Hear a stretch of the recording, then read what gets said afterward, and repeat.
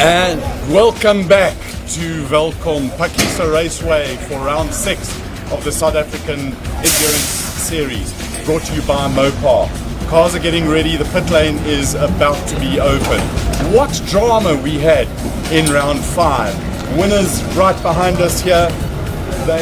Michael Jensen and Nick Adcock, they won the Janetta G57. They didn't finish. The car started to overheat. The temperature in the engine bay went well over 140 degrees centigrade. The oil got so hot, it dropped its oil pressure. The fuel tank got very hot, it expanded, and they couldn't start. So they didn't cross the finish line, and they didn't. So therefore, they're not classified as finishers. Here is the father of the winner in Class B. This is an Angel. There's still an Angel and an Evans in a car, but it's going to be dads racing, not the kids racing. Brian doesn't have a national license, he's only got a regional license. So I'm just going to have to tell the timekeepers now, but leave it as it was. So as fast as things change, they unchanged. Unchanged. So the boys are going to finish the year off now. It's a lovely story. The Dirty Dog Racing team. Absolutely fantastic. They were going to put the fathers in the car because Dwayne the Rock Evans and Dane the Rock Angel and Jared Evans have won the index, and they were going to put their dads in the car. They're not anymore. Trevor Graham, Brian Martin, Trevor Graham in the car. This is your GT5 champion for the year, champion car, champion team. They really did an absolutely brilliant job in managing the fuel and managing the tires. These guys, they did a perfect job. No issues, no problems. The car ran like clockwork. They set themselves some target times, and they went and did it. The cars have all got cleaned up, and they're going out. This was the drama here. The Craig Jarvis Stuart White car. It got so hot. There was a lot of rubber, and this track chews rubber, guys. And the rubber comes in here, and it blocked up the entrance to the radiators. So the car got hot. Stu White is in the car. Let's have a quick word with Craig. Craig, you guys are good to go, yes? Yeah, we're confident. We started it up, sounds perfect. Doesn't seem to have been damaged, so we're good to go. And we clearly, in your mind, it must be, and in Stewie's mind, there must be that going for the lap record. I think he'll give it a go. I've only given him 1 lap to do it, though. We've got to look after the car, so he's only got 1 lap, and then he needs to conserve the car. Okay, so instructions after his quick lap: conserve the car, short shift, keep it moving, and keep it off the marbles. Keep it cool. Keep it cool. Cool as ever you are. Thanks for talking, Craig. Good luck. Thanks a lot, eh? So they've learned a whole lot. The other thing, just have a look here. We're going to turn around here because a smiling father, David White, best briar in the world he is.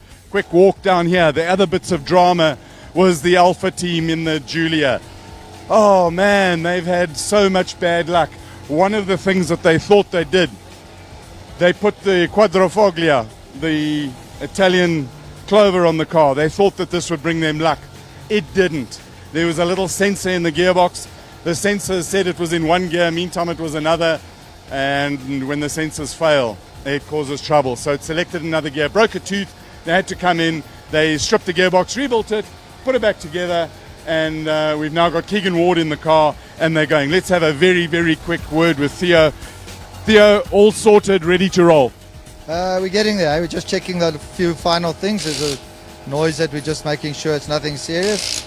If Freddie's happy with that, then we'll go out. If Freddie's happy, then how will we know if Freddie's happy? Because Freddie doesn't smile. You'll see the car go out. Awesome, and you've decided to go on the intermediate tires? Yeah. Or the semi-slicks? Yeah, we're deciding semis for the start, and we'll see how it goes after an hour and a half. Awesome, good luck. Okay, cool. Right, the other car that had a bit of drama was Kishore Patamba and Nick Budnick, but they got the car out, they're ready to roll.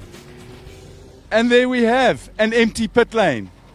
All the cars on that side of the pit lane. Well, it's nearly empty. You've got an Alpha and a Mini, but they're getting there. So, in the silver Starship is Greg. Greg, what's happening from your side?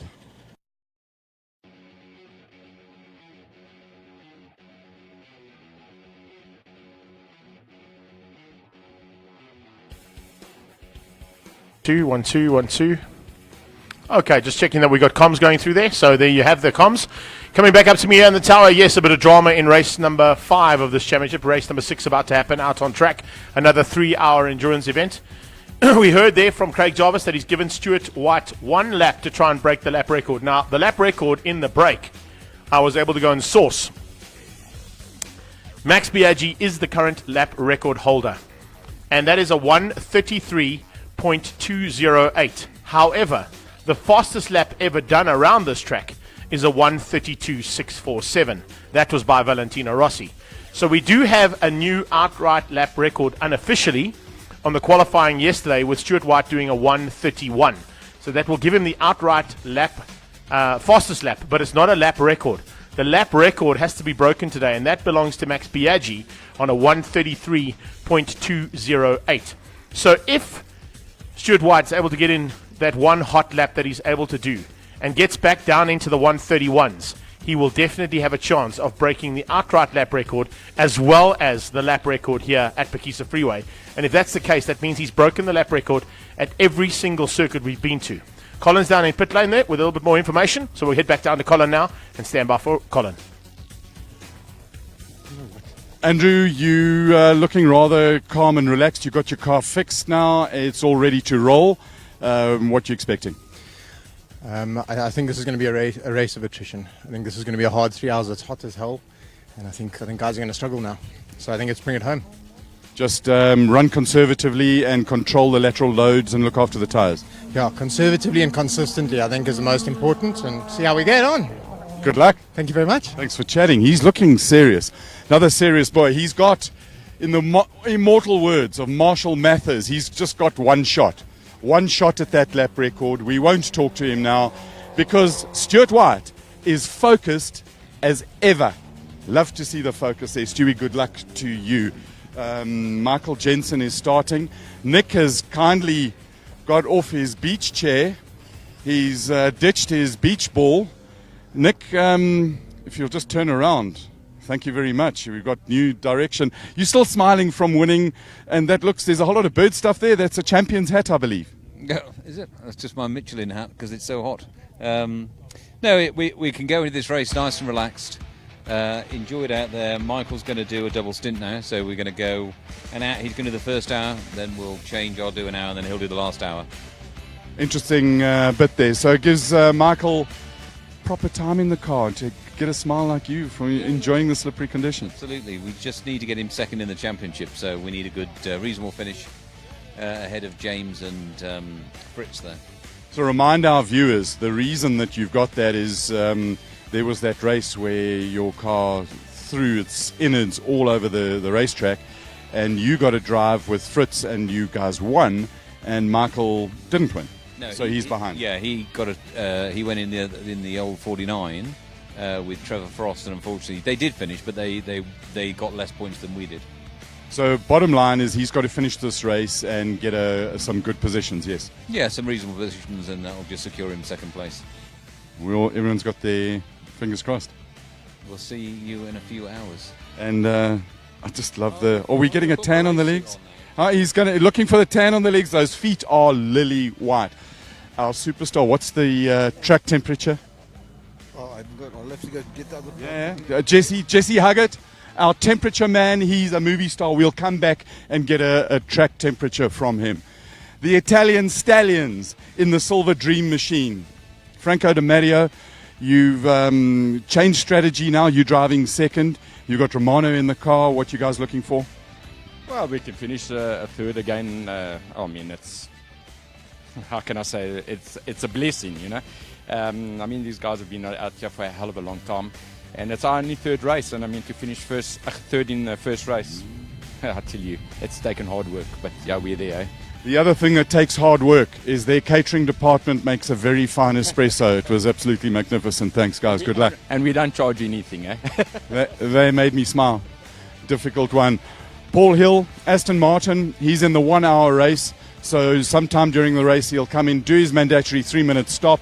They'll check the tires. They may even just swap them around like they did in the first race. But, so he's a 1 hourer. Car 333. The tallest race driver in the world, James Forbes. James, you smiling. You've got Fritz in the car now. Different strategy from first race. What are you looking for in the race? Well, the first thing is that Fritz has had so many race meetings where we failed and he's not even got into the car, that we're using this opportunity to get in the best seat time. He's earned it for this season, and that's how we're going to kick this race off. Fritz is going to take it conservatively. We'll see what we've got with half an hour to go or an hour to go, and then we'll give it stick. Let's see. Right, we got to go. Thanks. But before we go, there's a story with a plastic pig. We want to get to the story with a plastic pig. The Alpha is over there, and the Honda is over there, and in the Polo, I think that is Trevor Bland in the Polo. The story with a plastic pig, and just get that in the background there, Ruan, is that they've had unbelievable bad luck. For now, they have been classed as provisionally excluded. The reason the organizers say is when the pit lane closed within 5 minutes, they say that he went past the red flag. We say, as part of the broadcasting team, we were keeping a careful eye on that. We don't believe the red flag was shown when he went past. So we've sent our emissaries up to the rules, and we've saying to the officials, guys, this is what we see. 30 seconds to go. And the field is warmed up. There's a lot of apprehension. There is a lot of thinking about heat management, about tire management, and about fuel management. It's a privilege to stand next to these cars as they come past us. I've been told never to turn my back to a hot track. Watch the Honda. Big dice with the Trevor car. The Alpha, they've repaired its gearbox. They're going back on the intermediate tires. Oliver, the yellow car, the yellow Nash is out. And again, we have a quiet track. They go out, they warm their brains up. Jesse Huggett is with us, our superstar from Cape Town. Jesse, give us a track temperature. 45 degrees. Let's quick. Show the camera. Right, Jesse says, guys, this temperature is 40. That temperature over there is 45. So the track is hotter than the pit lane. But it will get hotter here. Greg, can you talk us as the field of around about 19 cars streams down for the last round of the 2019 South African Endurance Series, brought to you by Mopar. So Greg, in his silver dream machine, take it away. Thanks, Cole. Yeah, we're moving on to race action now, and of course on track with the rolling start. Interesting to see how the track temperature has gone up, and it's exactly what we expected. Ambient temperatures at the moment, 33 degrees Celsius. So welcome to Phakisa, welcome to South Africa. If you just joined us on our live feed, it's RaceDay TV. We're on ILEB and on the South African Endurance Facebook page. A big welcome to everybody watching around the world. We are in the middle of Africa, or South Africa, and we're looking at, of course, the Phakisa Freeway here. Made famous in the late 90s into 2000s for MotoGP's arrival to South Africa again. And in that time, that's when, of course, the lap records were set. And we're talking about lap records because Stuart White is about to go and try and break one now in that Ginetta G57, the Maui Motorhomes car of Craig Jarvis, his teammate. Valentino Rossi is the fastest man around this track on a 1 minute 32.647. The fastest lap record, of course, the official time is Max Biaggi's, and that's a 1:33.208.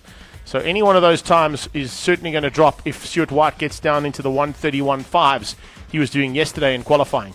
We heard as well from Craig Jarvis that he's decided to give Stewie only one go at it. He's going to get basically probably one lap, one hot lap, and then go for the flyer and try and get that lap record. If that's the case, he'll be all sorted out. Cars slowing up as they come out of Heelkop corner there on the right-hand side of your screen and now making their way to the start area. It is going to be a big start coming out of Stuart White. He'll try and push from the word go. The second car doesn't have to push at all. The only reason that they're out there, of course, and giving Michael Jensen a chance to do two stints today is Michael Jensen has to finish this race to secure second place overall in the championship and a 1-2 there for the Aid Call team as his teammate Nick Adcock has already taken the championship. Cross the line and down they go, and still no big maneuvers happening out there. I am concerned about the fact that I didn't see the Ginetta. And coming out of turn 1, I'm just going to try. No, the Ginetta's not there. The Ginetta's at Geelkop. I think that's why all the cars slowed down. If you go back to the shot at Geelkop, the last corner of the circuit, or the second last corner of the circuit, I think the Ginetta's stuck there. There it is, right in the middle of the screen on the right-hand side of the tree. If you can zoom in on this camera, just to that little tree on the right-hand side of the Geelkop corner, the Ginetta is stuck, which means we're not going to get a lap record out of Stewie. Stuart White, unfortunately, got it all wrong in the first attempt here, and there they go down towards turn 2 and to the boot of Phakisa Freeway.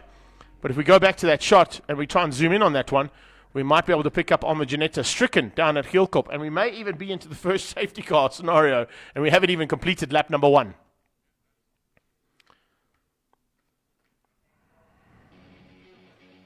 So the Ginetta, unfortunately, looks like it might have overcooked really right from the word go.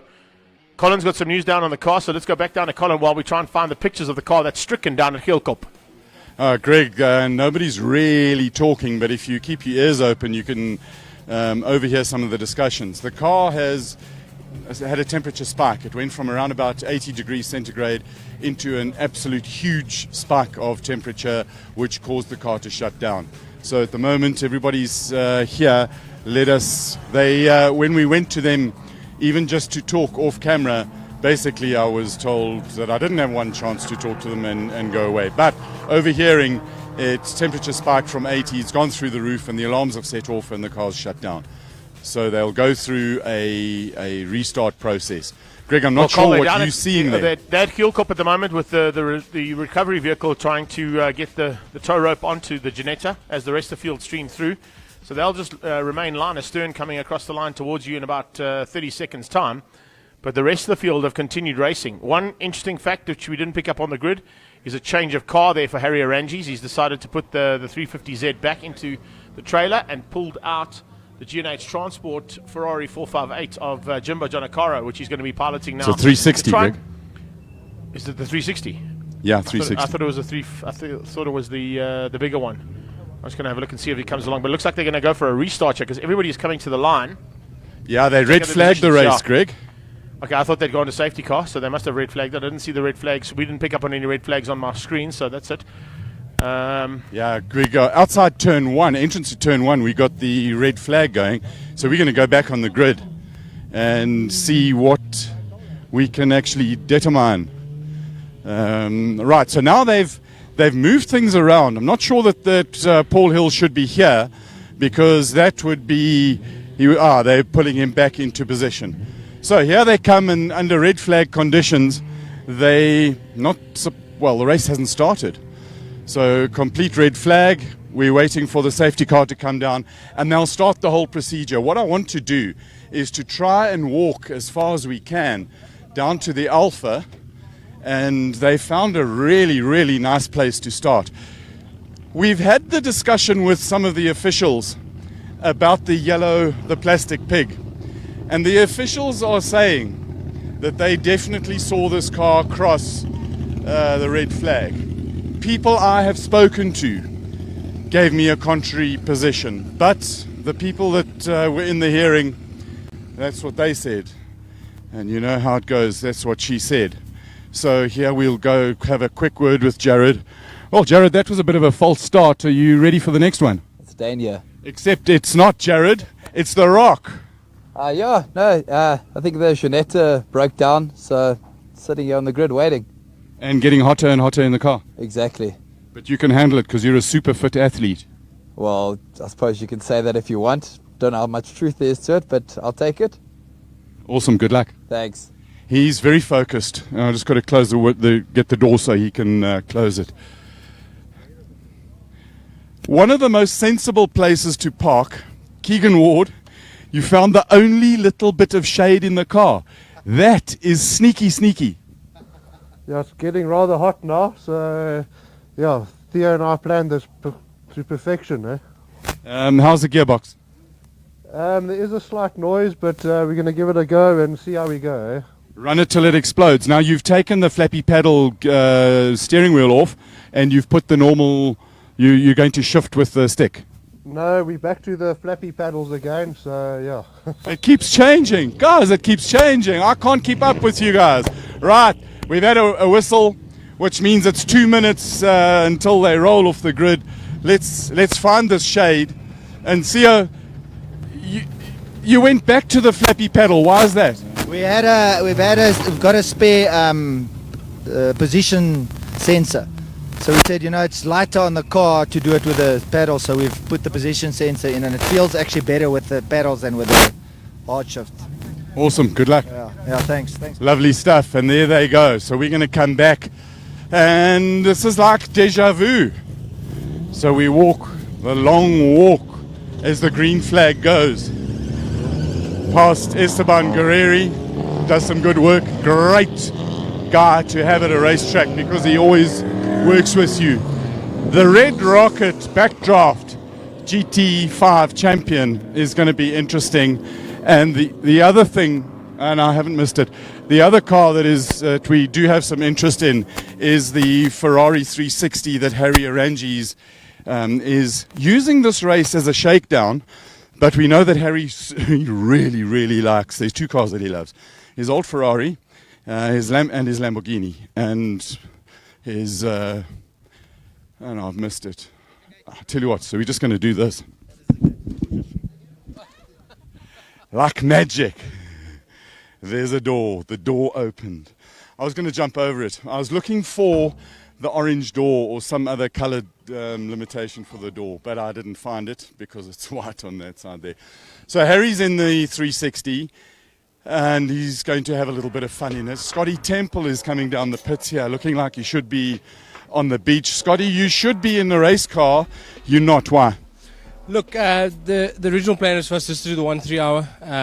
Obviously, huge thanks to Dean Fenton and his dad for allowing me to drive the car. We weren't here actually to do the endurance race. We were here for the support Kent race. And yeah, we had fun.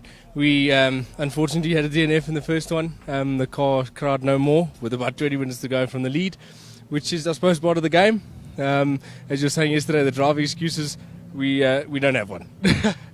But you also brought a Formula Ford because in a couple of weeks you're going over to England, the land of beautiful sunshine, to run in the festival and run a Formula Ford there. So you use this as a test session to get some good mileage.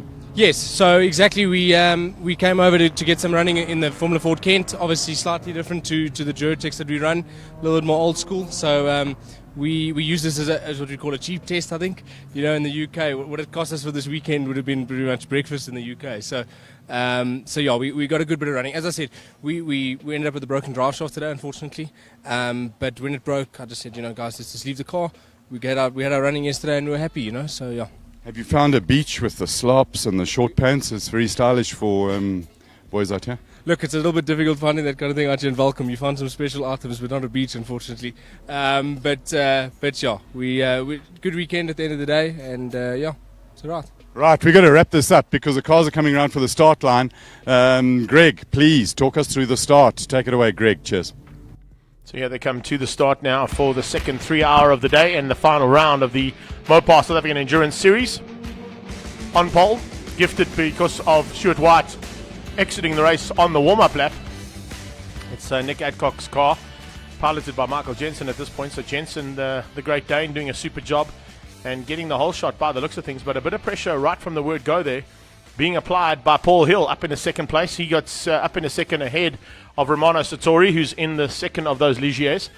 As they come through there, the field is brought to the back by the Castrol Mini of Kish Pratamba and Chris Budnick as they go down towards turn 2 and 3 now.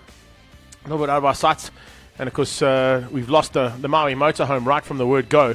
So Stuart White, unfortunately, not going to be able to try and go for that official lap record. He's got the unofficial fastest lap ever around the circuit. But that, of course, is not the one he wanted. He wanted the lap record to add to all the other lap records he's broken at every single circuit that this endurance championship has been to. So Stewie White basically now out of the car. They may still be able to get him back into pit lane, and if they get the car sorted, maybe get a cool down, he might just get a chance, and Craig might just let him out to have a go at that lap record. We'll keep an eye on that one through the next 3 hours. But I highly doubt that with the temperatures that the car keeps spiking to. Down the back straight, that is second, third, and fourth place. As you can see, Adcock's car, Jensen at the wheel. ahead of Paul Hill. Then you've got Romano Sartori, and James Forbes is actually out the car, which means it's Fritz Kleinhans who's starting this one in the third Ligier there, the 333 and Point Blank Racing machine. As they come down into Gielkop corner, that's 1, 2, 3, and 4. 3 and 4 pretty much close to each other there. A little bit of pressure coming from Fritz Kleinhans on the back end of Sartori, trying to get that third place away as the leaders come to complete lap number 1 here, and potentially going to be looking at about 70 odd laps to be completed in the 3 hours of racing. So that's the first 4 across the line, waiting for 5th place now. 5th place, I think, if I'm not mistaken, is going to be the Backdraft Cobra. No, it's not. It's going to be the Honda first. So the Honda comes across there with Dane Angel at the wheel. We did see a possibility of a change-up, and you saw Colin chatting to Marcel Angel in pit lane, saying that Marcel and Brian Evans might jump in the car for the second 3 hour, just to have some fun. But unfortunately, Brian hasn't taken out a national championship license, so he was not allowed to do it. So they decided to give the boys another chance to have some fun out there and maybe go and cement their championship. Now, talking of championships, we've got 2 championships wrapped up. It's basically the overall Drivers' Championship sorted out, with Nick Adcock taking the win in that. So he is the 2019 South African Endurance Champion. The other one, of course, is what I was just talking about now with Jared Evans and Dane Angel. They've wrapped up the Performance of Index Championship. So that one is all sorted as well. The only other one that got sorted out, we mentioned that already at the top of the show. And if you joined us here on Facebook, you would have seen a little chat alongside the GT5 Championship car, which belongs to Trevor Graham and Brian Martin. It's the Backdraft Cobra. And that's the one that we're going to try and get an interview during this race with Tony Martin, who's prepared 10 of those cars for next year's championship, and going to give them away to teams that can basically take on the responsibility of running those cars in this championship for 2020. And when I say give them away, I literally mean that. They're going to be giving 10 cars to teams on a loan basis to hand back at the end of the year once they've completed their championships, and hopefully taken a couple more championships for Backdraft Racing. So Jensen leading out over Paul Hill, Sartori and Kleinhans, Dane Angel, then it's Dean Wilson.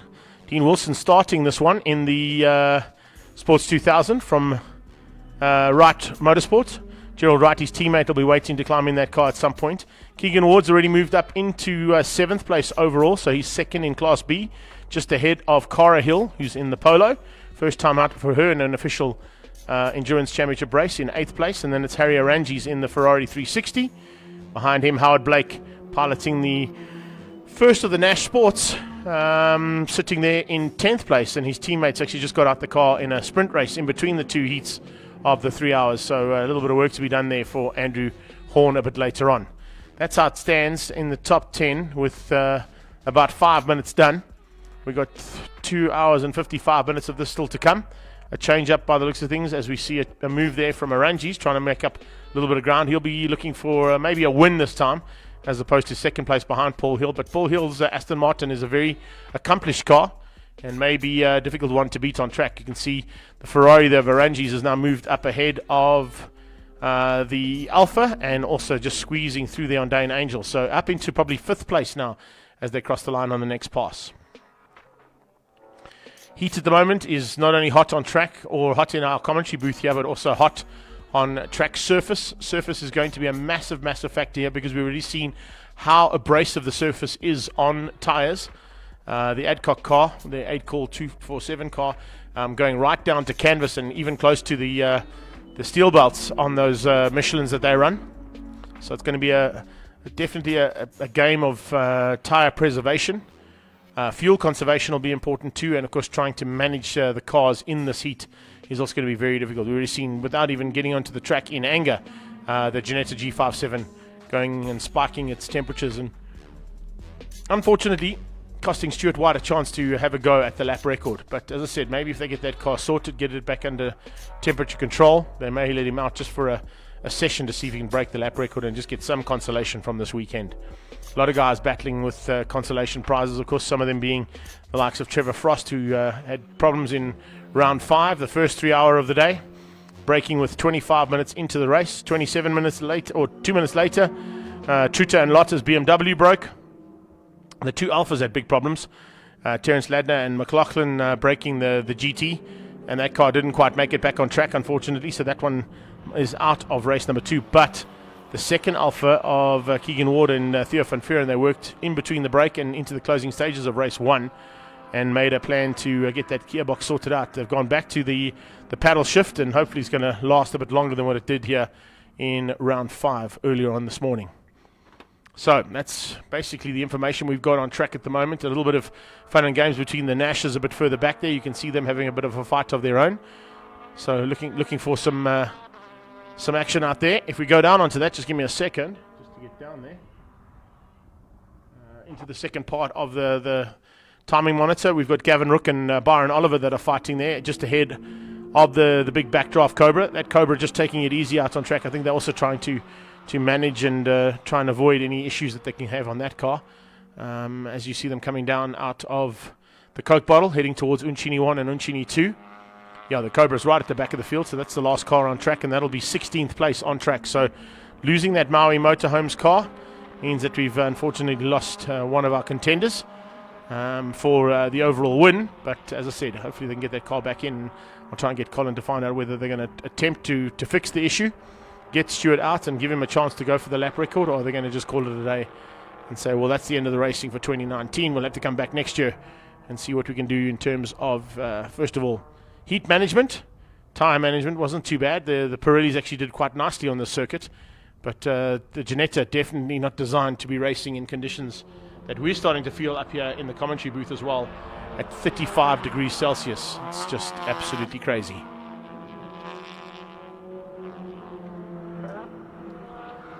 So action in the second pack. It's quite nice to see that pack coming across the line now as the leaders have already gone through. If we go back to the start-finish line, there's quite a nice dice coming through there.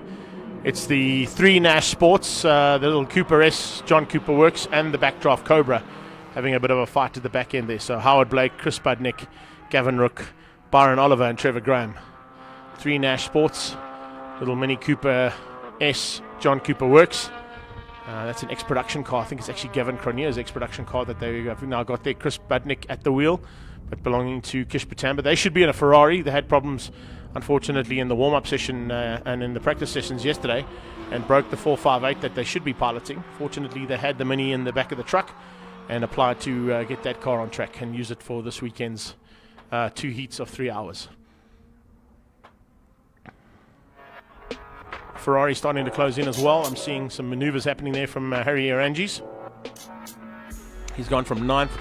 He's now up into 6th place, trying to close down on Dane Angel in the Honda. That's the car we're talking about right there, down that back straightaway. And if we just hold that shot, the Ferrari will probably come straight into picture, just a little bit off the back straight. Watching for that Ferrari now as it comes down there and makes its way down to the same right-hander. Fast right-hander there, of course. Here at Phakisa, the fastest part of the circuit is that turn-in point just before you climb on the brakes. On Superbikes, you're going to be going in there at about 280 k's an hour. Here at Phakisa Freeway, probably about 260, carry about 220 k an hour corner speed in the top cars. In the Cooper, probably about 210, 220 k's an hour through there, flat. And in 6th gear, then it's bang it up to about 4th. Go through the little right-hand kink and then into heel cup. That brings you into the second last corner, and then cross the line there through the final corner here at Phakisa Freeway, which we're seeing on the shot that you guys can see right now. Cara Hill also starting to close in on the back end of Keegan Ward. So Keegan Ward battling with a gearbox issue. He'll have to watch it and maintain and manage that gearbox issue. Hopefully get him all the way through to the end of the race. That's also not going to be an easy day in the saddle there for Keegan Ward, considering the fact they've already broken a gearbox. He'll be very wary about how he changes gears and be watching for any noises and any rattles that might happen in that gearbox. Cara Hill in the TB Racing Polo, the Calix TB Racing Polo, doing a super job for her first time out in an official endurance race. Had a little bit of issues with fueling, didn't quite get the fueling timing right. Ran out of fuel with about half a lap to go. Maybe should have come in 1 lap earlier, but needless to say, her and Trevor Bland now have worked on their strategy and also worked on how they intend to signal each other to ensure that there's no more mistakes like that where they run out of fuel. So as they come through there, you can see just Hill trying to close down on the back end of that Alpha. Behind that comes the rest of that pack, and it looks like it's Budnick who's now moved to the front end of that pack. Yeah, that production car should be slightly quicker than the Nash Sports. I can see that Trevor Graham and Brian Martin are taking it very easy. and about to get lapped for the first time, because here comes the 8 call 247 car. There's Paul Hill's Aston Martin. So it looks like the first bit of back markers to be caught and passed has only taken 6 laps. And already we're into the back markers for that car of Michael Jensen's. He's already overtaken 2. Now put himself as a bit of meat in the sandwich there between the Nashfords. Colin's down in pit lane though. Let's go down to Colin and see what's happening down there, because he's trying to pick up on some of the action that's happening down in the pit lane and see what the drama unfolds as we saw in race number 1. Right, we've still got Stewie White in the Janetta G57. What happened? They suspected there's an airlock in the water system, because he said that it went from 80 to 120 in just over a second. And when they brought the car back and they were fiddling around in the system, and I was watching the temperature fluctuate between 80, 87, 88 odd and 130 odd just as water moved around and touched the sensor. So they brought the car out here now because they're going to try and start it and just see if the problems are all solved. Engineers hooked the laptop in, because laptop will tell you all sorts of things. They'll fiddle with the different parameters. And let's see if we can talk to Craig Jarvis on the inside and get a little bit more info on what they're actually doing. So here he is. Back in your chair chilling, Craig. Temperature issue, water lock. What's the real story? So they think it's air in the cooling system, because the car was perfect as it went out, and then it just shot up. It went literally up to 160 degrees in like 1 second. So they think they sorted that out, and then now it won't start. So if it's not one thing, it's another. It might be brandy time soon. I suppose they're going through the Control-Alt-Delete and switch it all off, and then go through the whole restart procedure again. I don't know. I'm just seeing a lot of men's bums facing me here. They're all knee deep in the engine there, so I don't know what they're doing. Maybe that's where the Control-Alt-Delete buttons are. I hope they know what they're doing. So do I. Craig, we'll talk a little bit later. Thanks. Cool. Thanks. Right, so what he's referring to is, just turn around, Ruan. You can have a look here. There's running and fetching of tools and throwing of spanners at the car as they and I see best news ever in the history of the world, boys and girls, is tie wraps have come out. There is a sensor, a wire that's looks like it's got incredibly hot. Right, they need scissors to cut it all off.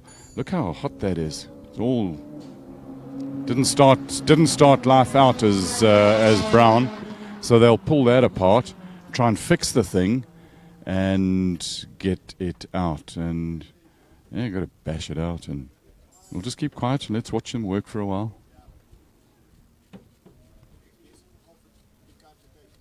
Heat shield off, and roasted wires on the inside. Ron, I'm not sure if you can get fully in there.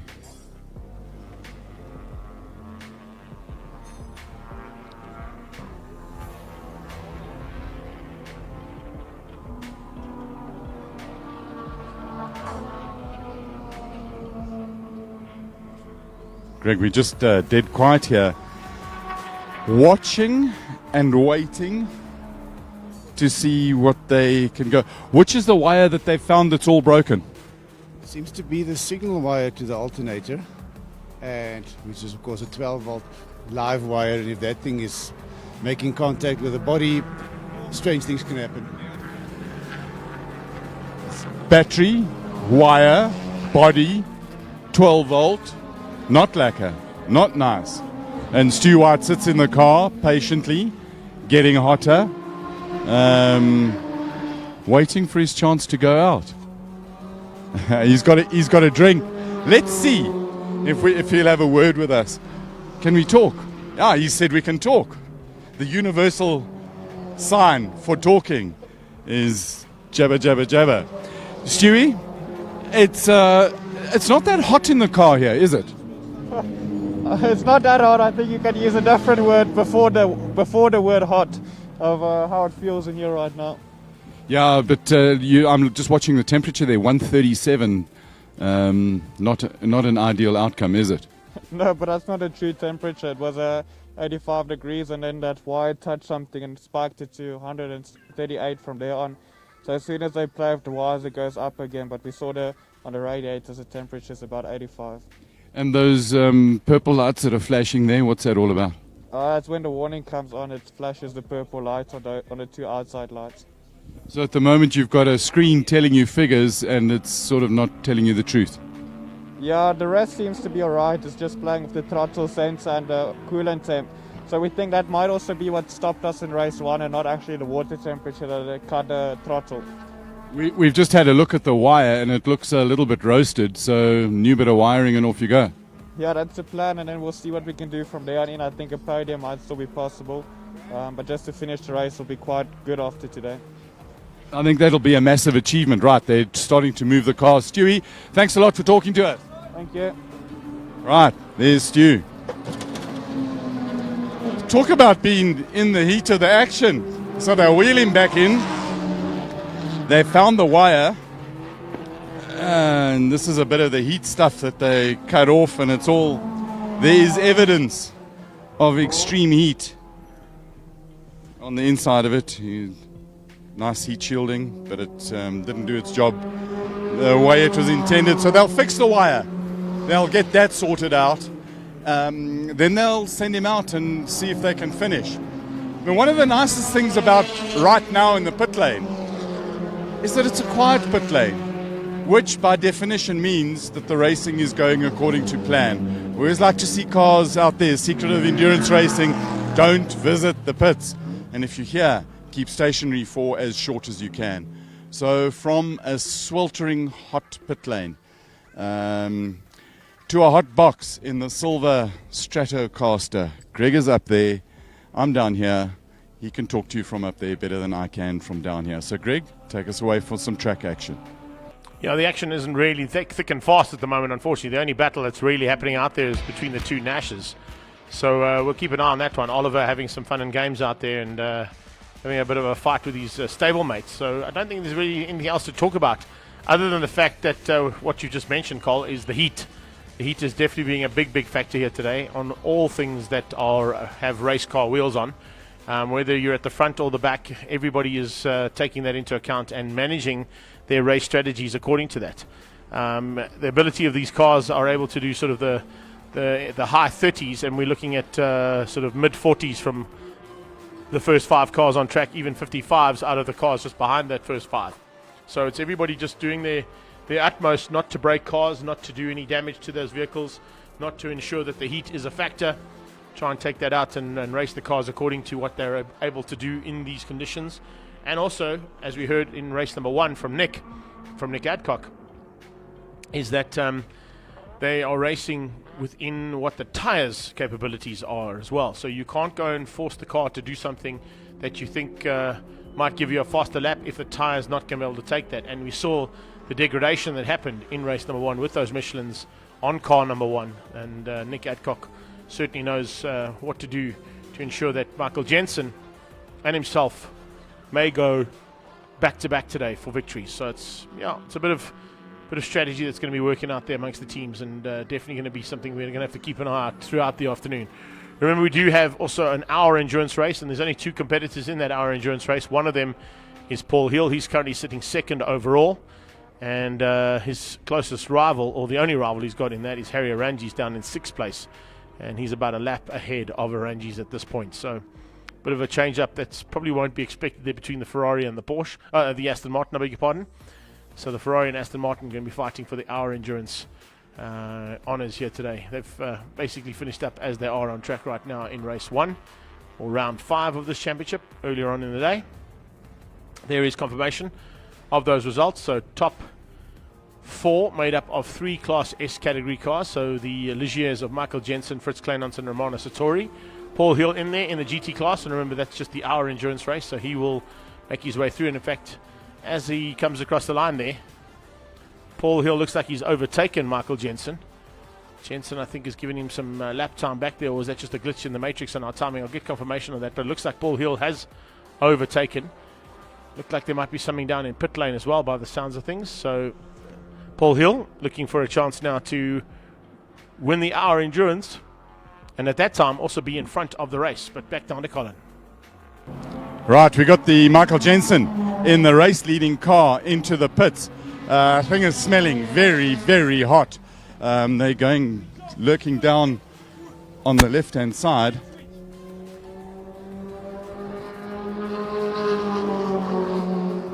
Smelling very, very hot. We'll get to talk to somebody now. Let's quickly ask Craig what the message was. Craig, what was the message on the radio that's wrong with the car? Not sure. Not sure. Bit of diagnostics. This is race leader. Well, not so much race leader anymore. This will put Paul Hill in the Aston Martin into the lead, but it will also put in the, that's overall, but from an endurance point of view, it will probably put the 333 car of Fritz Kleinans, who's at the wheel in that car. There's a funny smell coming from this car at the moment. And it looks like it's a medium-sized problem because we have a medium-sized hammer.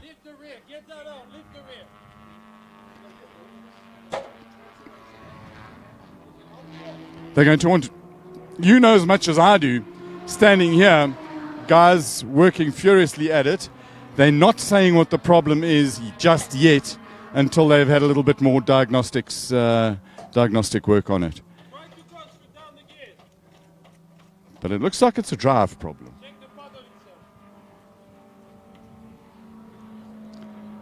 The loud voice you hear shouting in the background, speaking loudly, he's not shouting, is getting attention.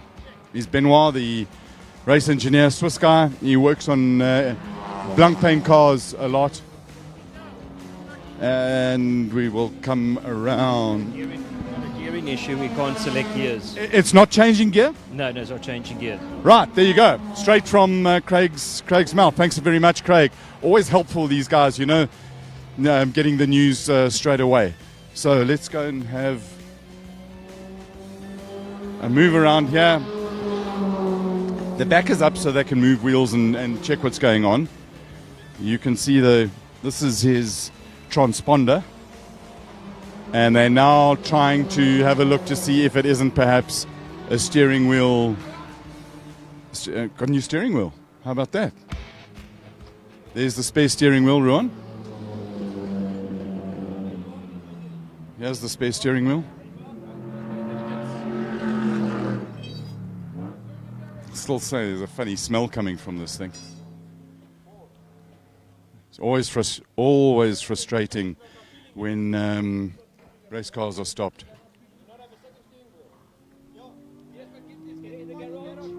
Right, they're going to move it into the garage, and once they move this thing into the garage, I see you watching me. So they'll move it into the garage, and then they'll start some little bit more of the process of trying to fix what is wrong with the car. So we keep going on here.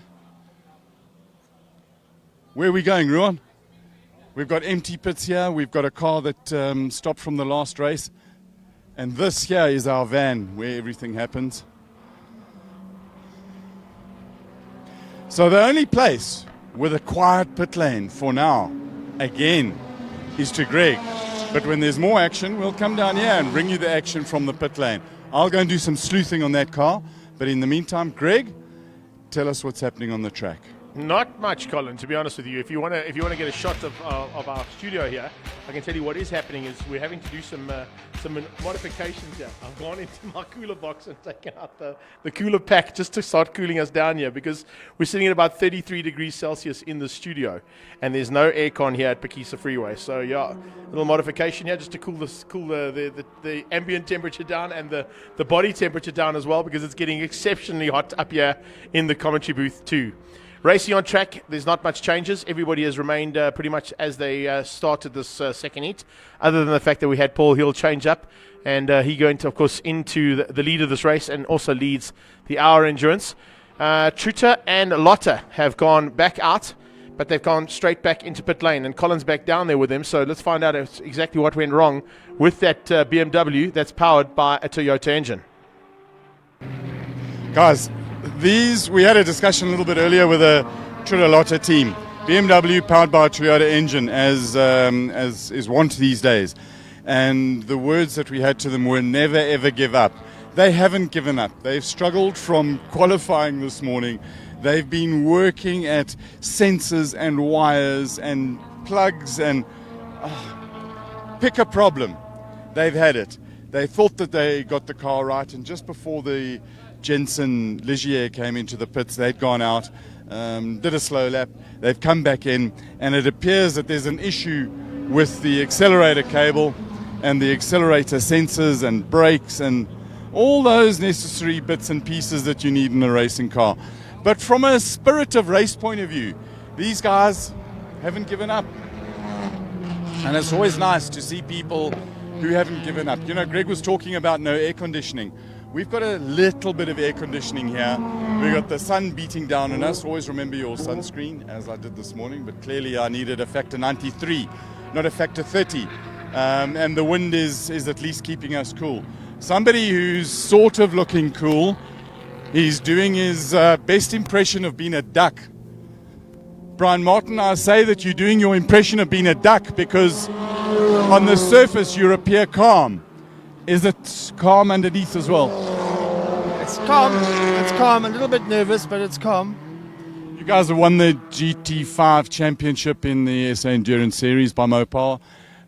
So you're now going out to prove the reliability of this package. This is the package of backdraft that is on offer for people who want to come racing and who know how to prepare cars. Correct. The red car is basically very similar to the package you'll get. It's just the red car has been running for a couple of seasons, like 7 seasons. So there's a few little things like we've got a digi-dash and things like that, but the same package. And we need to show people that the car's reliable, you know. So your strategy now, you basically brought one new set of tyres, a couple of old tyres. It doesn't seem to be that hard on tyres, although you did have a bit of a stop in earlier on. No, it is. It's very hard on tyres, but you can drive this car any way you like. You know, you can drive it hard and wear tyres, or you can drive it nicely and still be quick and conserve tyres. And that's the whole object here, is to conserve the tyres and go as quick as you can. Because the natural hooligan in you would be one that wanted to come out of the corner and put it sideways and lay down a lot of black stripes. But that, number one, isn't fast, and number two is hard on the car. Yeah, well, I only really drive like that when you're driving. It's you bring the bad out of me. I'm going to leave you hanging. Yeah, okay, so... Cole, so is one of those Cobras available for the media? Just find out from Brian, and if it is, then that's a challenge he's just laid down to you and I. Greg is whispering in my ear, about challenges and this sort of thing. He's saying that what would it take to develop a media racing car out of one of these for next year? It would be very, very simple. If you can find someone to prepare it for you, we'll give you a car. Brian, would you like a job? I got a job. Another one. If you do such a good one, Tony, I'm sure, would twist your arm. I've got 10 cars to look after, buddy. Just adding an 11th, it's just 10%. No, you know what? I really think having a media car is the way to go. Question is, are there enough people who purport to be media people who could drive racing cars? Well, you one of them. I'll put my hand up as number 2. I think you in a Cobra would be consistently near the front. If it didn't get bented, I'm just thinking this is a whole lot to contemplate. One of the things that in MSA, safety is a big thing, which is why we've got our overalls from ATS, is that geriatrics like you, well, not so much like me, we have to go for a stress ECG to see if your heart did it. How did you manage to get through that? Was it relatively easy? I'm like a 25-year-old. His tick is proper. I need to get my spade so we can Seriously, let's just talk about these two races we've had today, 2 times 3 hour races. Interesting format, but heck of a challenging. I'm hearing a rumble of a V8 in the background. Colin, no problem. I promise you now, I drove an hour and a half and I got out the car. I could have gone for another hour. It's so nice in the car. I mean, they're such nice cars to drive.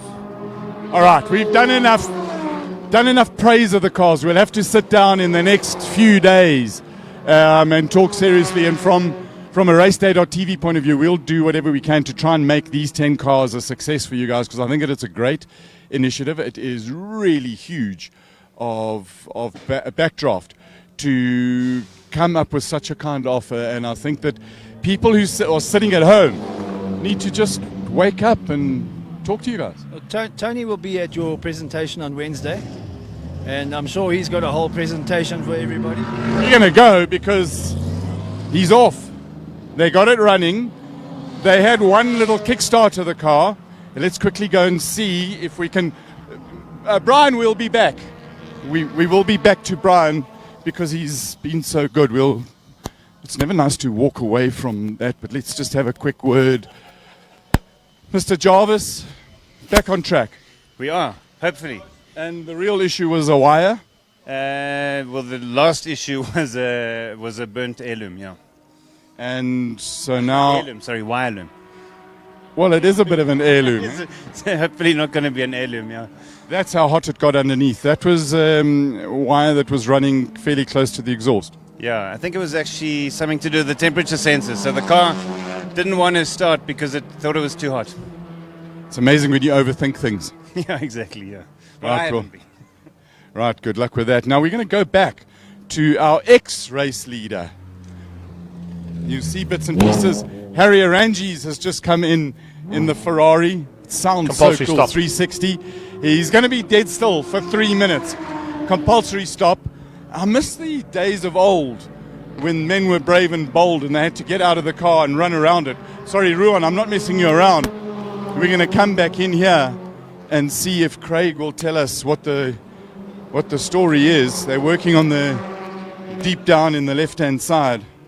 Craig, have you managed to get any further details on what the problem is? We believe it's a hydraulic pump failure, which is not changing the gears anymore. So we're just trying to see if we can replace it so we can get him back out there. And that pump sits deep down in the front of the motor. As you can see, they've got their hands in the bowels of the engine there, trying to get to it. Thanks a lot, Craig. Right, so we've got an hydraulic issue and hands deep in the bowel of the beast to try and get things sorted. Hydraulic issue. Why is it a problem?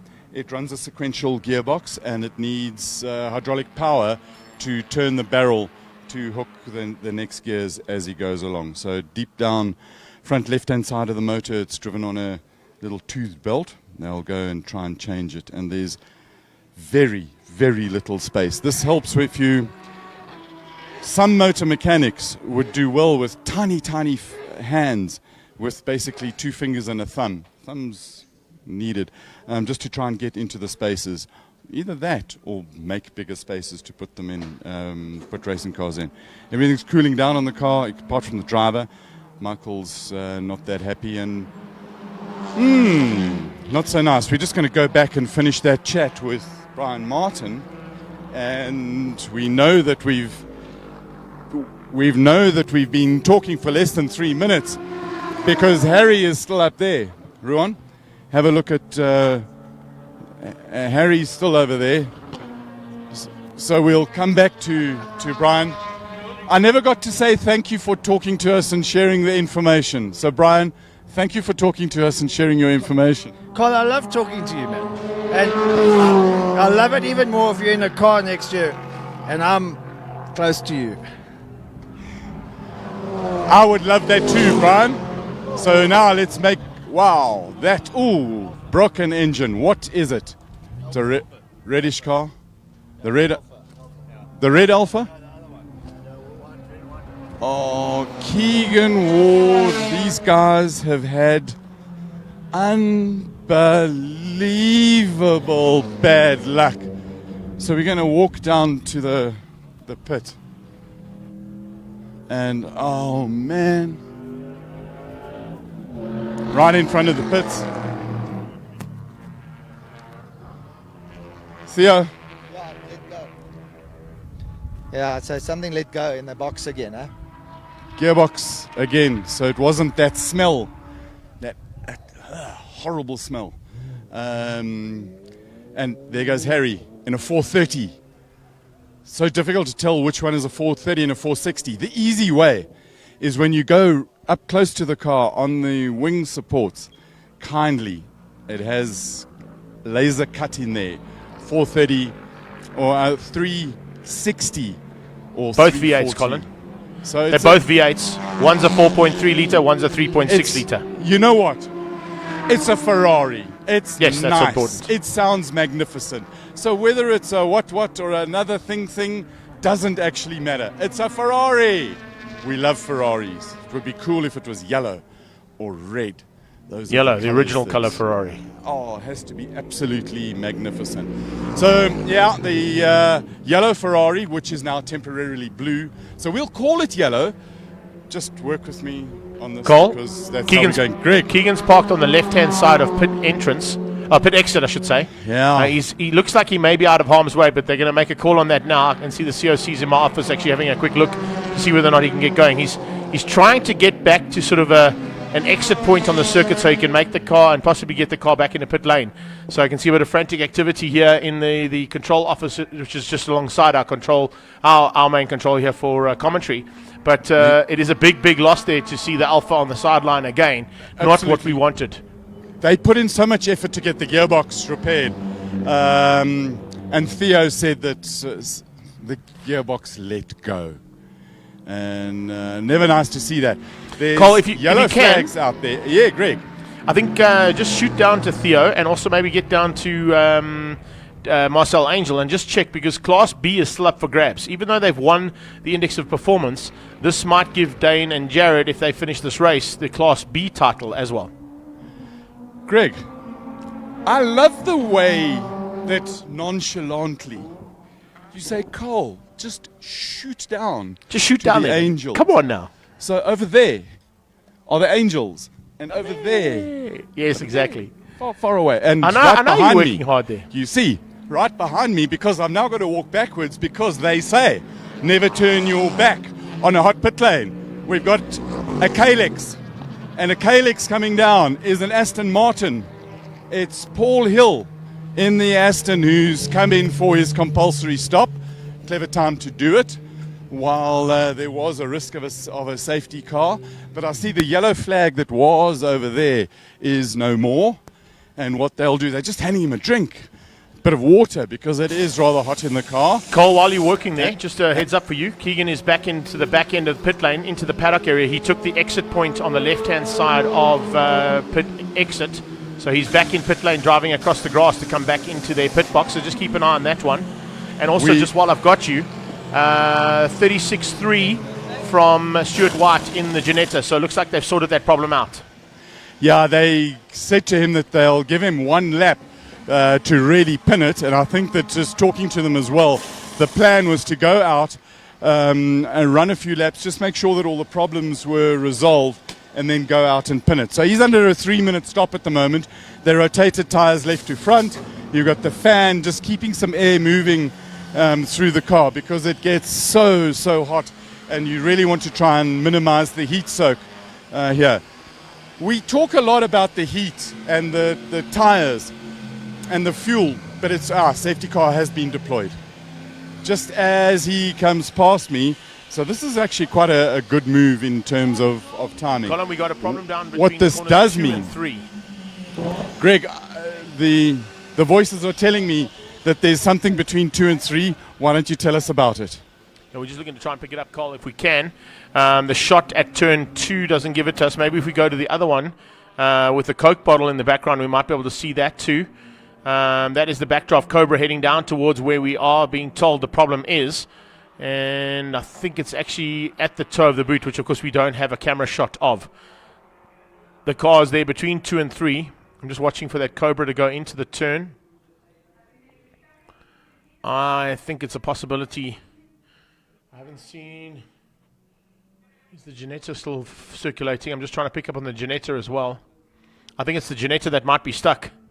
So once again, even though he did a 36.3, the Ginetta might have given up the ghost again for the 4th time today, which is not ideal there for Stewie White. I can see Harry's down there with Colin, so let's quickly find out what's happening there with Harry down at pit lane with Colin. Harry, you spoke to The Rock in your car, and tell us what he told you that happened. He said the Ginetta came out of pit lane, overtook him going into the right-hander, and then literally on the exit of the corner pulled over to the side. So the Ginetta's got it stopped again. Yeah, pretty much. Yeah. It's one of those things where they haven't given up, and there comes a time when perhaps they should put the beast to sleep. I would agree. Now you guys are having a cool run, so to speak. You're running to plan. How's your fight with the Polo going? Well, it's actually good. For the first time this year, we've decided we're going to go for overall instead of index. So we were lined up at nice 3rd overall. The Polo was sitting 39 seconds behind us, but now with the safety car, obviously we're gonna lose that lead. But I'm sure Dane will pull it again. He's really giving it out there. You're really confident of that. And how about your tyres? The faster he goes, the more his tyres wear out. Yeah, that's definitely the problem. But we do have one spare rear, so we saw that our rear left was wearing, so we got a spare left. So we'll just change one rear tyre in the pit stop. And hope like crazy that the rest of the tyres will last. Oh yeah, look, the fronts looked good coming off in the last race, so I reckon they had a bit in them. I mean, doing 54s and 55s isn't great, but I think now with the track cooling down just a little bit, we might be safe. What does your version of the track temperature say at the moment? I have no idea. You're going to tell me. No. I'm going to have a bit of a guess, but earlier on, about half an hour ago, it was close to 39, 40 degrees. That's officially in the cloud cover coming in as well, Cole, which is going to help. No, I agree. And luckily, we're running cut tires, so at least we're not degrading as much as the slicks are. But it's still a tough one out there for strategy, especially. But we're taking it easy now. It's the last race. We've got it. And interestingly, the sun has found the only cloud in the sky. And how cool is it that it sort of drops temperature like 29 degrees immediately? Yeah, without a doubt. I don't know. I came from here, if I'm from Joburg, and I don't think I could come back with this weather. It's just too dry out here. So, right, just talk us through what you guys are doing now behind the safety car as he comes past us down here. Okay, well basically now, so he's just telling me the fuel usage at the moment over the comms. What was that fuel usage? It was 30 litres. That's 30 litres up to now, and how many litres have you got in? 82 litres total to use. Therefore, you've got how many left? So we got about 50 litres to play with, keeping it safe. And you, unlike the Polo, where they ran out of juice, how much leeway do you give? And at what point do you really want to pull in? Well, look, I personally don't like messing with the 10-litre mark, so I'd rather come in safe at the 10-litre mark. Marcel likes to run it a bit on the edge. I guess why he's such a good driver. But he likes to leave it 5 litres on the end. But yeah, I call him in at the 10-litre mark. I'm pretty happy there. 10 litres left. So what's that? He's got 52 left. Minus 10 is 42. 2-hour mark is normally the safe, but we'll bring him in sooner so Jared can get a good run as well. And tyres, I think it's more about tyres, less about fuel at this point. So you'll really call him in at the point where he's saying to you the left rear is giving up the ghost? Yeah, literally that would be well, more fronts now. The left rear will give out more towards the end of the race. Okay, awesome. So the Ginetta's parked, you've got your... Yeah, but, They say the voices in my head. They tell me, well, the Ginetta's being towed. Yeah, but parked as in like it's parked. It's meaning it's not racing. Safety car's coming in. The lights are off. Now, safety car procedure. Just talk us through, Harry. Talk us through the procedure now. The safety car lights are off. When are they allowed to go racing? When are they allowed to pass? So officially, according to the white book or the rule book, the safety car comes in, they can only start overtaking over the start-finish line, but I mean, no one really abides by that to the strictest T. I think they start racing way before it. I think they flat box as they come out of the left-hander. they're going to be flat box. Paul Hill got pinged for passing just before the start-finish line, so I'm sure if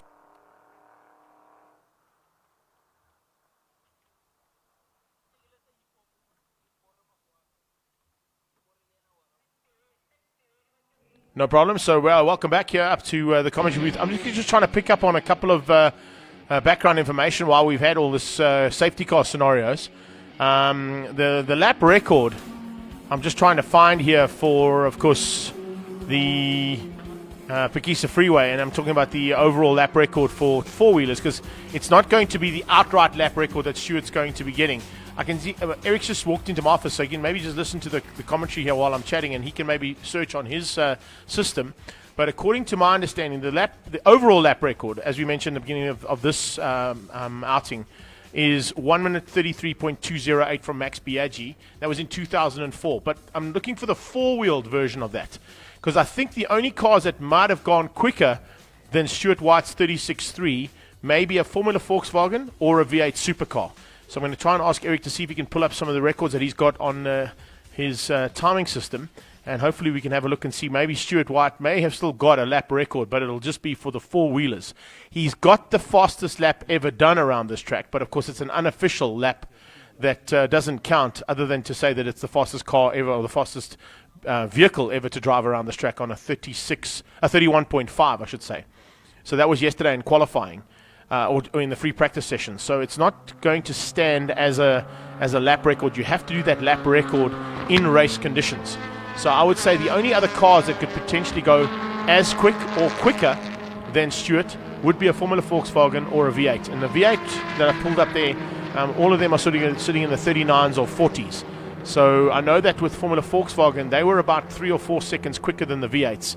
So there's a very good chance that it may be in the hands of I'm just trying to think. Maybe Wesley or Gavin Cronier, possibly in the hands of even Chop Sapuka, because he had a double win here to secure his first single-seater championship for a South African man of colour here at Phakisa Freeway. It actually happened here at the Phakisa Freeway. And on the same day, Sheridan Marias actually set a world record in taking 12 out of 13 victories in a Supersport championship, and set a world record on the same day.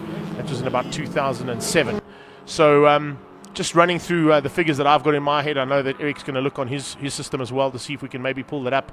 But a 36.3 must be pretty close to one of the fastest laps ever done around here. So you can see what you've got there. I've got Eric next to me here, so it doesn't matter. We're not live. Okay, Jade Kruger. Okay, so no, it's not going to be anywhere close. So yeah, I did kind of expect the single seaters to be quickest, and Jade Kruger's done a 34 on one of the races he had here. That was in 2003. 2003. Okay, so the record that we've got a lap record here for this series. There's no doubt about it, with a 36.3 coming out of Stuart White. But unfortunately, it's not going to be an overall fastest four-wheeled vehicle around this track. That would still be in the hands of Jade Kruger, and that's a 34. So that's how things are at this stage, and that just gives us a bit of confirmation on the lap record situation that Stu was trying to break. As I said, if he got into the times he was doing yesterday, the 31.5s would have definitely been, no doubt about, a new lap record, and an outright lap record as well, beating both bikes and cars here at the Phakisa Freeway.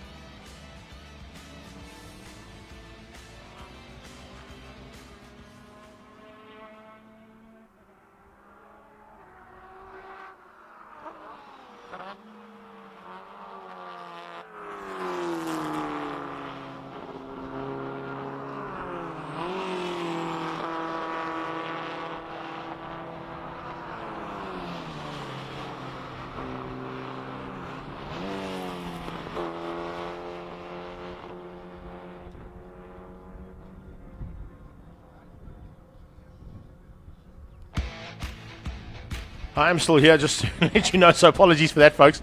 I was just trying to get the information that Eric was giving me from his timing system to ensure that we've got the accurate times that have gone out here today. As I said, we were expecting a lap record for Stuart White in the Ginetta. He was able to put in a 36.324, which is about 2 seconds off what we were hoping for in terms of the lap record for four-wheelers. Two-wheelers, of course, as I said, it's Max Biaggi that has the official lap record on a 33.2, but the fastest lap ever done around this track still in the hands of the doctor himself, Valentino Rossi, 32.647. So we may have to wait until next year to see if anything changes there. Chop Sapuka's time, 34.5. No, Jade was slightly quicker, 34.4. So Kruger, definitely the fastest man around here on four wheels on any format of motorsport here in South Africa, or even internationals that have been here. I don't think any of the international cars that have been out to the circuit would have gone any quicker than that either. So that's where we stand. If I pull up, thank you.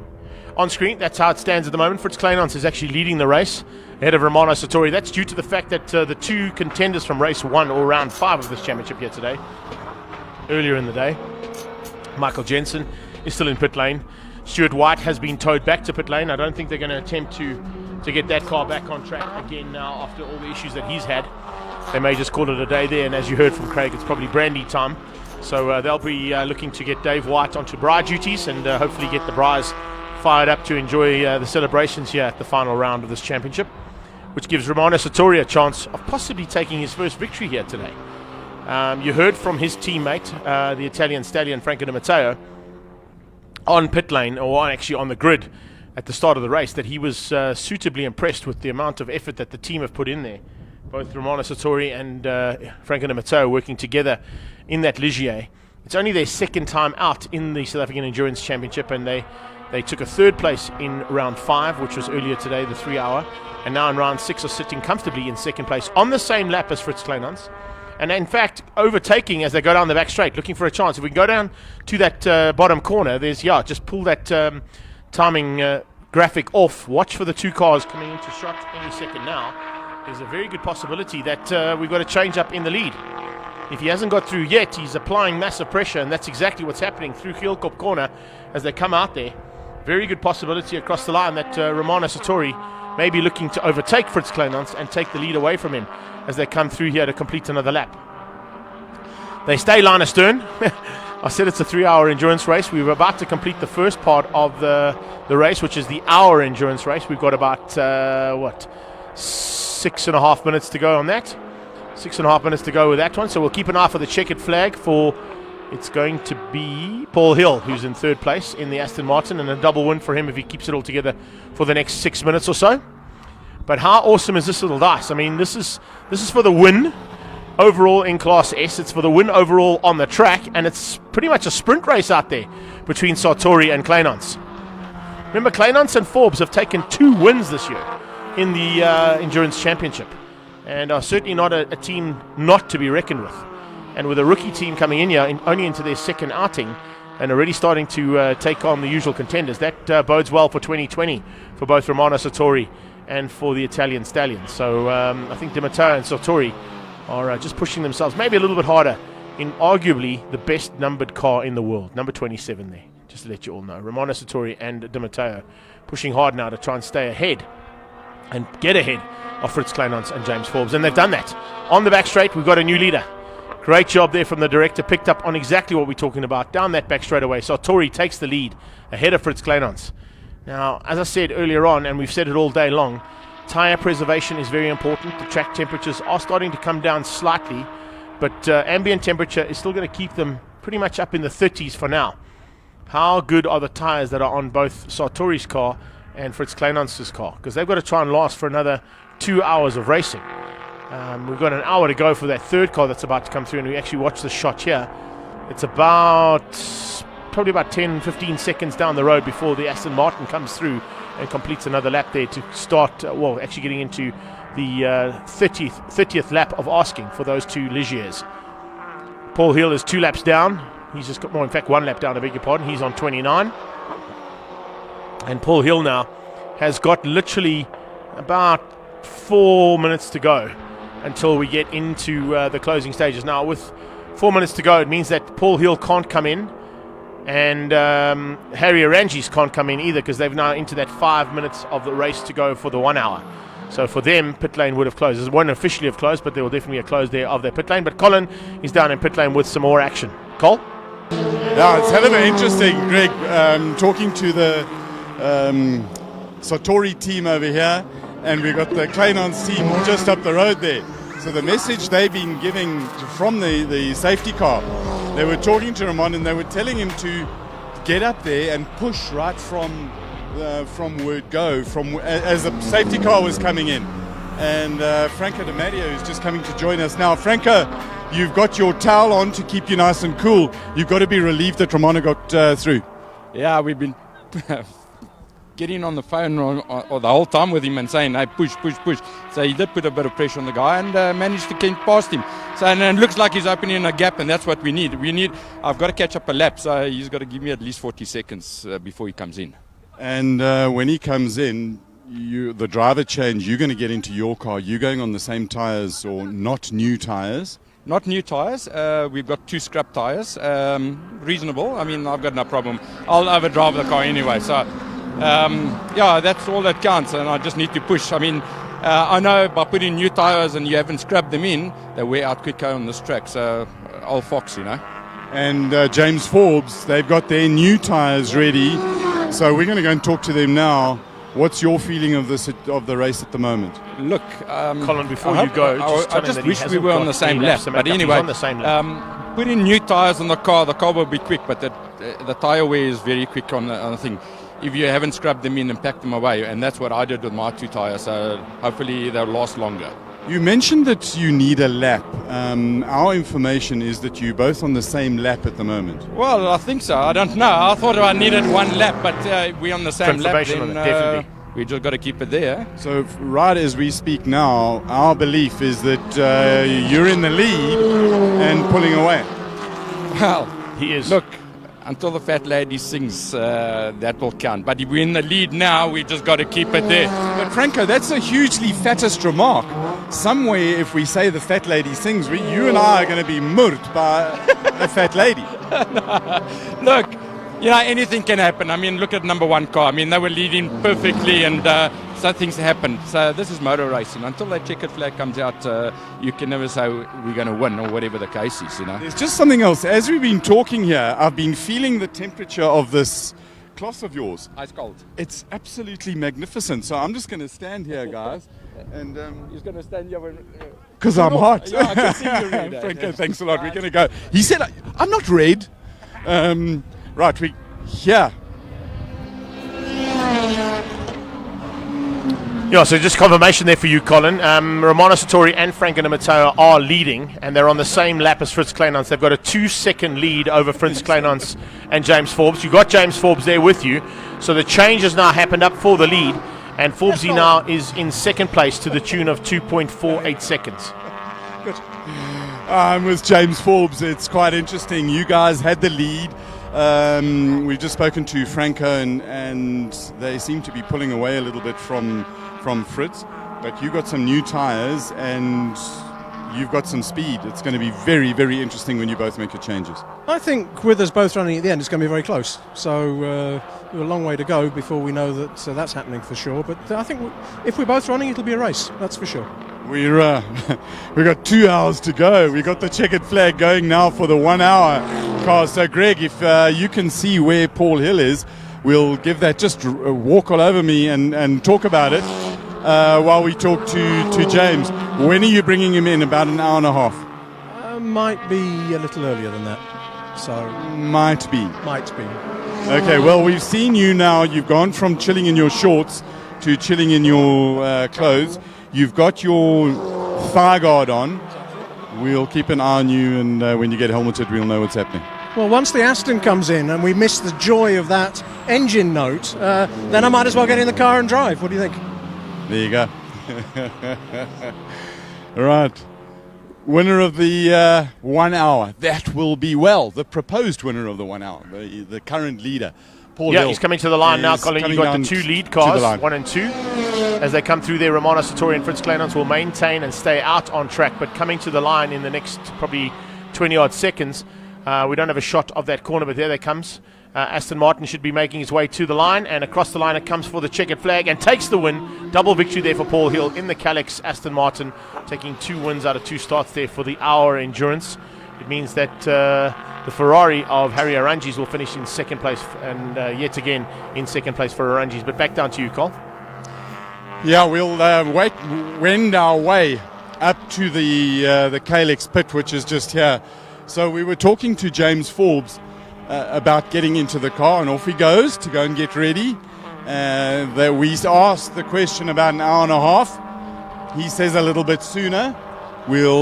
The telltale signs when a driver starts, and in the background you can see him when the driver starts getting his clothes on.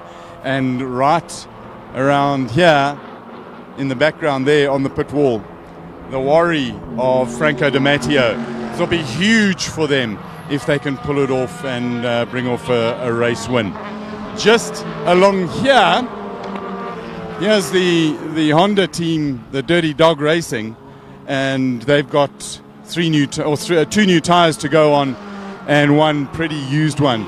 So at the moment the Dirty Dogs they're quite relaxed. They think that they're going for the overall win in their class. They can't make the overall championship because driver champion. Right, we've got a pit stop, and it was quite fortuitous for us coming down here.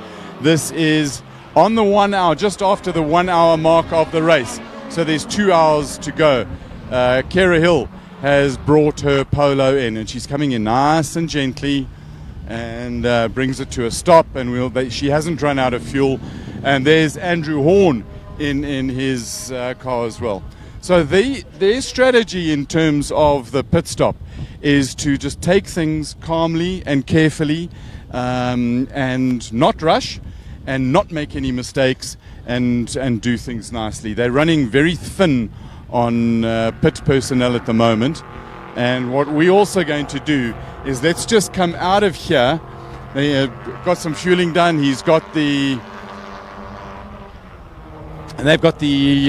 earthing goodie into it, the blanket over the wheel, because they are truly worried about fuel spilling over and onto the disc, and we really don't want that car don't want the flame to get going. Right, we've got the guy with the fire extinguisher, and he's sorting all sorts of stuff out.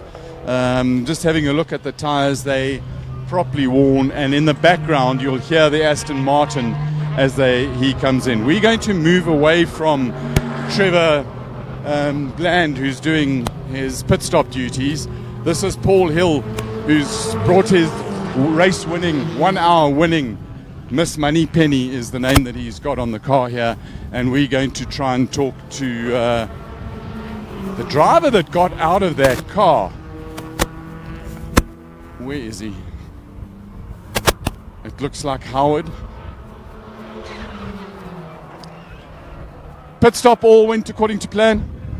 Yeah, we didn't get silly with it. We're not rushing. Everyone's very tired now. We've had quite a long weekend, so it's just better that it was slow and steady. We maybe lost 10 or 15 seconds in it, but the guys are under control. There's no panic. The last thing we need is a drive through. So you got Andrew in the car now? Andrew's in, yeah. Hopefully to the end. Hopefully we don't see him again. 2 hours. Well, hopefully we don't see him for 2 hours. Yeah. Right. Thank you very much, Matthew Nash. And we're going to come up here. We're going to have a quick word with Paul Hill, winner chicken dinner of the 1 hour sprint race, getting congratulations. And then we're going to come and talk to Harry Arangis. Paul Hill, don't run away. Come and talk to us. He's got his helmet on. He's still hot. He's still sweaty. He's excited. He's a double winner during the day during today, and he's got his daughter doing duty over there. Paul, that looked like it was a lot of fun. Nice work. Yeah, we were quite shocked. We were leading overall for a while. Saw the end. Actually, saw the end of the hour. We were leading overall. So why didn't you just carry on? Tell the tires that. And I haven't got a problem. It was actually interesting. We saw you at one point going into the corner, the fast right hand at the end of the straight, passing Kara. Yeah. Did you give her a little wave as you went past? I did, actually. I waved 3 times, so I passed there 3 times. So there she goes. Yeah, awesome. So she's out of the. I think she's a little bit frustrated that they had to push start the car, which will then give them a 1-lap penalty. It's not a 1-lap penalty. It's just a drive. I mean a drive-through. Sorry. So it's just a drive-through. It's a sprint car. It's not an endurance car. We haven't had time to prep it for endurance. We'll pick out the niggles. We'll sort them out. And you'll be back. And I won't be pushing. Paul, congratulations and thanks for chatting to us. Thanks for your time, guys. Awesome sounding car, absolutely magnificent. Right, let's go and talk to young Kera, who is here getting officialed.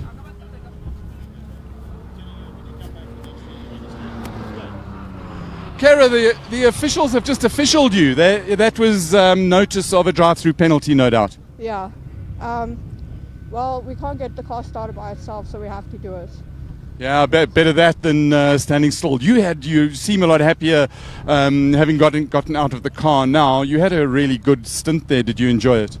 Yeah, I just felt a little bit tired, so I just came in and I tried to push myself, but I couldn't anymore. I felt like I wanted to just go to the ground. And you had a much better fuel strategy this time. Oh yeah, we have a better strategy, of course, but these cars, I can't keep up with them when I'm tired right now. Awesome. Well, you must be hot. Go inside, get your helmet off, and well done. And we'll come back and talk a little bit later. Kera Hill, the youngest, newest, femalest addition to the South African Endurance Series, and the never ever give up team. Out they go. You can hear the burble of a Toyota Straight 6 with a turbo. Yes, it's a Toyota Straight 6. And it is in a BMW. Right, he's gone to do his thing, and now we're going to do our thing with Harry. They call him Harry, Uncle Harry.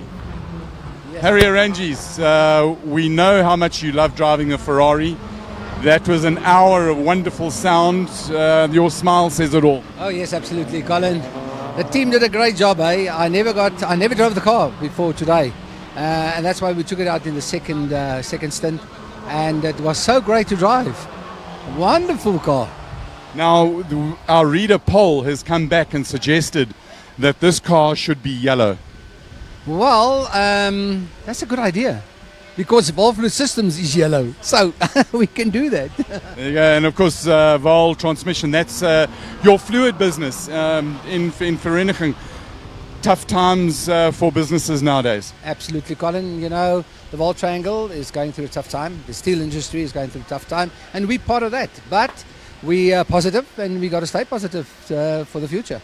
And I think that positivity leads to sorting out differentiation in offering. You know, you've got all the hydraulic fittings, but I think it's, from your point of view, is it the service that sets you guys apart? Absolutely. You know, we do everything in-house.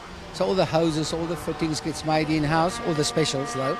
We import our stainless steel hose, and that's the core of our business, absolutely. And the instrumentation fittings as well.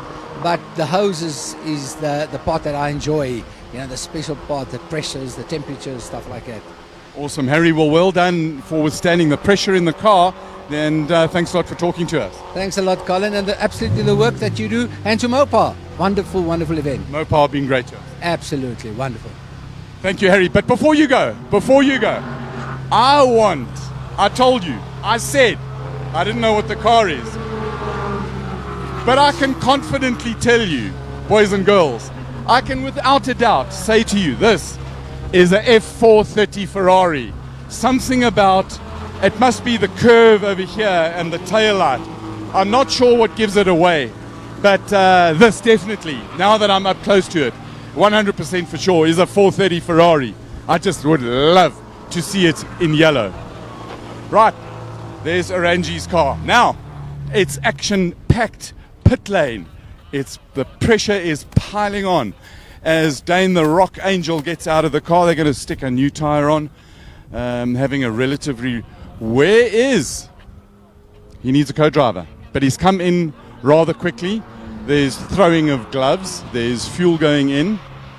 Not sure what is going on. We will find out now. Just confirmation from Frankie, you gave the Calyx car a drive-through for being push started, yes? That's correct, yes. Awesome. Standard rule. Thanks for talking to us. Right, there's a whole lot of things here and more officials officialing.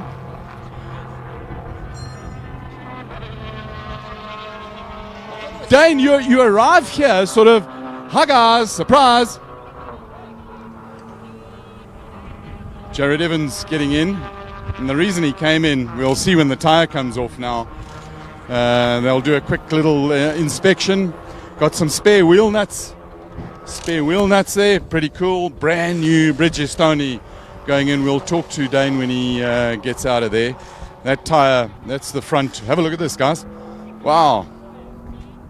Properly all used up. So we were talking a little bit earlier, thanks, we'll just take this from you. We were talking a little bit earlier about the construction of the tyre, and it's radial, so it's got cords that run this way, and then it's got two steel belts, and you can see the belt runs this way, and then the one on top of it runs that way. So each of the steel belts, they run at angles like this, which gives it the stability. Then on top of the second belt is another layer that runs around this way, a cover layer that tries to keep all of this internal construction going in here. This is the layer of tread that sits, this part over here, this black rubber, that's the under tread, and that piece of rubber bonds with that piece of rubber, and my God, this tire is hot, it's burning my leg. So let's just get this thing out of the way because there's some action happening over here. Now, Greg, you've got some stuff happening. Yes, unfortunately, the Trutter and Lotte BMW has had to be recovered. So whatever they did to try and get that car sorted out with the Toyota engine hasn't worked out. It's incredible to think that a Toyota engine is going to be that badly affected on a race day like this. But Cole, yeah, problems there for the BMW. You can stay down there. I just wanted to give you the information that the safety car has been deployed. And with that, the safety car, they are going to recover the BMW, try and get it back into pit lane. Maybe they go for a seventh time lucky. The Honda is on and he's out in his way, and let's talk to Dane. Dane, you arrived sort of like your surprise guest at a party, just arrived in here. Hi guys, I'm here. Why did you come in so quickly? No, well, I felt that I was delaminating for about 2 or 3 laps, and I did tell them, so it's going to have to give Jared a talking to. Yeah, but you didn't lose too much time, and now that the safety car has come out from a track positioning point of view, turns out you're okay. I didn't know the safety car came out. Well, we bring you all sorts of up-to-date information. Yeah, thanks. Yeah, that's good. So it doesn't hurt us that badly then. Right, you're going to have a shower. Thanks for talking to us because there's somebody else we want to talk to here. Cheers. Cheers. Right. Dane, thank you very much. This is... cough buttons aren't working. Place number 2. We spoke to James Forbes. We saw him suiting up. James Forbes, who's about to get in. He's got his cooler box with him. Nice ice-cold drink. Fritz Kleinans is a unit, a big unit of a man. He does battle to get out of the tight confines of the car. And they are going to bolt on some brand new Pirellis once they've done the fuel stopping. The seat, because James is officially classified as a dwarf, he needs a seat insert that goes onto it. Fritz gets out the car. He's going to be nice and sweet. He's got a drink in there. Fritz, is that just ice cold water, or you got some nice cool drink there? Something more powerful. We'll talk to you when you get your helmet off. Always easier to talk to a guy when his helmet is off. We've got officials officialing, inspecting and checking out what's going on. Nice, I like them. They're working methodically and not making mistakes. The car's in second position at the moment, steering wheel going on, bit of a battle there. And they've done the fuel, we've got back tyres to go. So there's no rush in the front here. Got to get the seat belts and particularly the lap belt all nice and tight. So the back goes up and the wheel will come off. And James is just getting his shoulder straps on. And with the safety car, I was expecting some more cars to come in for the pits, but hey, I was wrong. And shoulder straps in. Colin. Brand new tyres. Greg, go for me. Just a quick one to give you a heads up. As they stand, they're sitting at about 18.5 seconds off the leaders, but they're now going to lose a little bit of time. There's a very good possibility that that time may be made up by third place. Incredibly, third place is in the hands of Gerald Wright and Dean Wilson in the Sports 2000.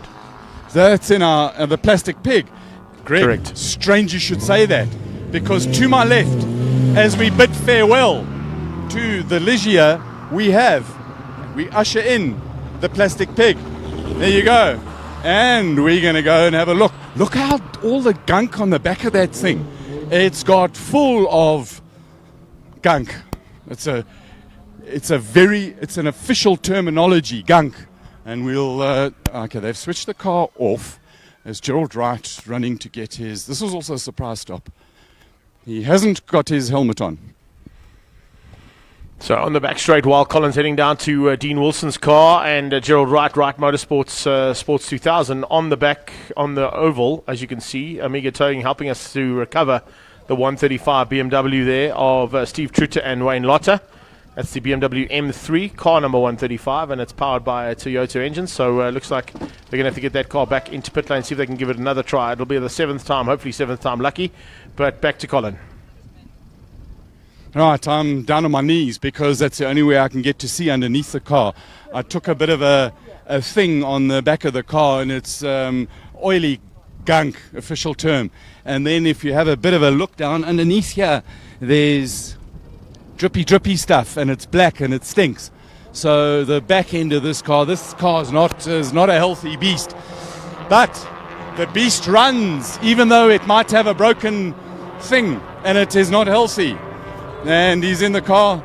Steering wheel. Sounds like Kimmy. Steering wheel. They've got to strap him in. Always a good idea to strap him in. And to give him his drink. And to Esteban. Esteban, have you had a look at the source of the stuff? The mess on the back of the car. Have a look underneath there. Just. I think it was from the generator. Oh, okay. Cool. Yeah, right. Esteban. Anyway, they will check it out. They know their job. Nice, simple way of fueling. Dean is out of the car, Dean Wilson. Gerald Wright in the car. He's strapped in. And the fuel goes away. Fuel cap on. Start the car. And if they push it, they get a drive through. And this is, there he goes. Success. And off he goes. There's a man on a mission. Leave some stripes. Esteban, this is what I was talking about. This stuff that should be on the inside. But hey, I'll tell you what. Here's a day for you. Come down here with me. Matthew Nash, you always up for something. Come, take a knee next to me. Because you're going to propose. Between us. Taste. Come on. I know what it is. I dare you. Taste. I'll go Harvey's. Okay, you go. Right, 1, 2, 3. Right, on 3. On 3, come on. I think as it stops, probably there's a little bit on the sump. Okay, something like 1, 2, 3. I'm not going to fall for that one again. Not going to fall. Scrutiny, is there a scrutiny? Another. Andrew, you normally run away when we come to talk to you. What are your mates, your fellow officials, rabbiting to the team? I have no idea what they're talking about over there at all. Can you get on your radio and find out? Otherwise, I've got to walk there, Andrew. No radio. You clever boy. That was by design. It's sitting in the course car. Of course. With Are you not hot? It's 36 degrees C. Did you put suntan lotion on this morning? No. Clearly not. Right, we're going to go and find what's happening with these officials. Andrew, 36 degrees ambient, although I'm feeling a little bit cooler because the sun has still found that cloud and there's some lekker wind, nice wind. We're not allowed to use the L word. So here, Eric Schultz has been having a conflab with Fritz, and we're going to find out. Fritz is over there. Eric, you're not getting away with this. What's the whistle for? To get people's attention. Right. Can I... have I got your attention? You have got my right. attention. Eric, were you refereeing a rugby game this morning? Because it looks like some of the refs in Japan need expert help. Yeah, no, look, I mean, they don't seem to be able to read the game properly. So if they do need help, we can go and try help. Could you have found a brighter whistle than that? No. I love your high-vis whistle. The reason we're talking to you, there was a conference just now with Fritz as he got out of the car. What's the story? Left front. He was complaining that there was no grip on the left front, and turns out it was a bit of a flat wheel. Okay, great. But what was the conference about? You weren't looking for no reason to give them a drive through and spoil the race? No, not at all. They seem like a very happy crew and a nice bunch of guys. So. Don't you think the guys on the yellow plastic pig are also a happy crew as well? Yeah, no, very happy. They don't like some of the decisions that have gone against them. Some of the safety cars have come out and really messed up their race, but unfortunately that's the way racing happens. One day you'll gain and the next you'll lose out. Or in our terminology, one day you're the pigeon, the next you're the hammer. That's exactly it. Love these metaphors. Thank you very much, Eric. Lovely stuff. And here we have it is not turquoise. The white flag is always for a slow car. And it means, boys and girls, that's a Howard Blake car. And I'm not sure why they back in. Andrew Horn is in the car at the moment. Xena Chemicals. And there's a bit of revving. It's not sounding like Matthew Nash, who didn't want to eat the stuff. I see you. I see you watching me there. Shaking that ass. Right, engine cover off. And it's engineing. Oh, sounding rough. Rough as a bear's. Let's have a quick word. Andrew, what's the story? I don't know. It just won't accelerate. It's like going into limp mode. Going into limp mode is never a good idea when you're doing this well in the race. No. Let's see what we can do. Right, you'll get it sorted and go out and pin it. The boss is behind me working on it, so let's hope so. I didn't hear a word. Thanks a lot for talking to us. Go well. Thank you. I didn't hear absolutely a word of that, but I believe sources tell me the boss is behind him doing his job, and yes, he is. Right, they're going to have to take it into the box, and once they get the car into the box, then they'll do all their things. Luckily, the green light on top of the camera was the hint that I should talk to you over there, but they will take in a bit of Ayrton Senna-ish style about Andrew's helmet, and there he goes. Hey guys, I love the green light on the camera. Boys and girls, ladies and gentlemen, race crowd all over the world. This is Ruan, my trusty cameraman.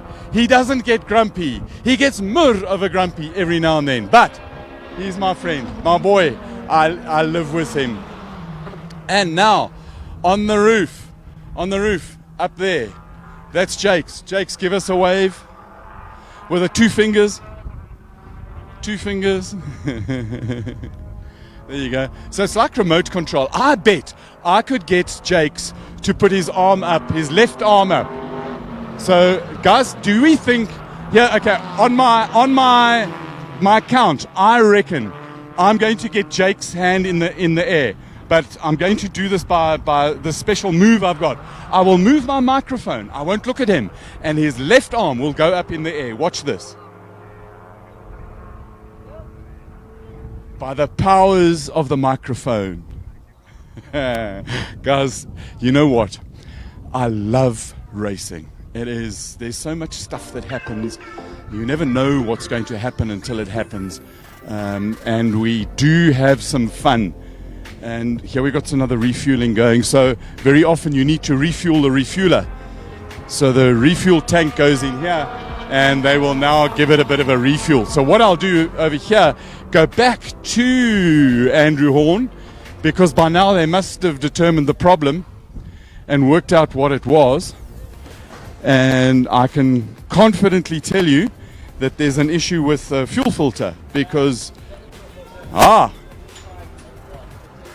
basically he's throwing. Right, we've got our guys in again, and people come, he's saying the car's overheating. Gerald, car getting hot? It's overheating so badly. Right, his car is overheating so badly, so what they're going to try and do is put some water on the radiator and get it cooled down. And in the background we have, right down the pit lane, action, guys, action. It's starting to get lacquer. Franco Di Matteo hasn't got his crash helmet on yet. So this is a bit of a surprise that Ramon Sartori is into the pits, but he's not the most agile guy. Got the biggest smile in the world. Just heard a car lock up as they come in. Right, got drinks, fuel going in, man with a fuel extinguisher. There's a man firing a fuel extinguisher in case. Well, technically it is a fuel extinguisher, because if there's a fire, it extinguishes the fuel fire. It's efficiency of words, guys. That's how it goes. At some time, I'll end up talking complete gibberish. And I was going to use another word that began with another letter, but we won't go there. Right, fuel is done, so they've just got to get that out. Now they're going to bolt some tires onto it. These things come with on this particular car, you've got a safety pin to stop the nut coming off. Some of them have inbuilt. Oh, and the plastic peg is just leaving. So that's good news. They've got the Wright Wilson car that's gone out as onto the track. Right. So they've done the front, coming to do the back. Romano is out of the car assisting. Franco getting his helmet on, and the white tube is for his drinks. I'm going to go and find my white tube for a drink now, because I'm getting very thirsty. They've got a cooler box. Not a cooler box. Well, I suppose it's a cooler box. A nice drinks bottle with some insulation on it. Got that sorted. Car's looking. It's got signs of wear, of stones, of rubber. It's not been an easy race. So he'll stick the tube in his mouth when he needs to suck on it and do it. Right, the wheel's going on. I'm going to get out of the way here. Because with an hour and a half left, he's got an interesting ride. But before he leaves, they've got to torque the wheel. There's some more action and a car coming up the pit lane there. So we're at the halfway mark here, and our prediction is correct. So, right, so we're going to get him to bolt, because down here we've got the yellow car, and the yellow car is... well, of course it's painted yellow. That's why it's a yellow car. It's Oliver. Somewhere was going in my mind, because a yellow Opel Kadett Oliver, and they've got some drama over here. Right, let's walk behind him. Right, he's off. Love the sound of a racing car leaving. And I'm going to go up here to Oliver, which is the name I've fondly given the yellow car that's driven by Oliver and Olivier. Because I can. And fuel, you'll notice they've got a different way of doing it. Fire extinguisher. Now one Oliver gets out, other Oliver will get in, seat insert out, and there's all sorts of rubber and junk on the inside of the car. It's quite amazing how much dirt and stuff that these cars get. And this little cool breeze is so welcoming. Try and get a little bit of temperature down. Right. There's, normally we'll see on some of the traditional, the big sports cars, they've got a rig with a pipe where the fuel goes in on the one side and the air goes out on the other side. And these guys have got the, how should we call it, the old school way of doing it, where essentially they've all got gravity feed, but this one goes in. It's a fuel churn, and it's got a pipe, this fat, that goes into a hole, that fat, so it allows the fuel to go in the thin pipe and the air to come up around it. So the fuel goes in and the air comes out around the same size. And that stick that you saw him shove into the fuel tank, that is probably the most scientific method and accurate method you can get to measure racing car fuel levels. It's a graduated stick, well used in off-road racing, and we wish all the South African competitors, including the bike competitors on Rally du Maroc, the Moroccan rally, we wish them all speed and safety as they race today. Should be just about over. Right, fuel on, lids, wet blanket. What really is a wet blanket? They're not just being wet blankets. And the wet blanket is there to protect from fuel spillages. And with the wetness, it takes oxygen away, because remember from science, English is important, but maths is important to her. and even his science. From science, in order for a fire to sustain itself or even start, it needs heat source, it needs fuel, and it needs oxygen. And what water does is, because it's got such good ability to absorb heat before it turns to steam and then burns the hell out of you, it also has an oxygen dampening capability. The good news, if you're fans of our new champions, the number one, you'll see in the background. Go, Ruan, check out there. Show the Mensa that there is the number one. He's come out of the pits. They look like they're doing a quick refuel on it. He's got just over an hour, just under an hour and a half left to go. And they will no doubt go out and put on a flat-out show. And on that note, Greg, I need to go back to you because we need to refuel our batteries.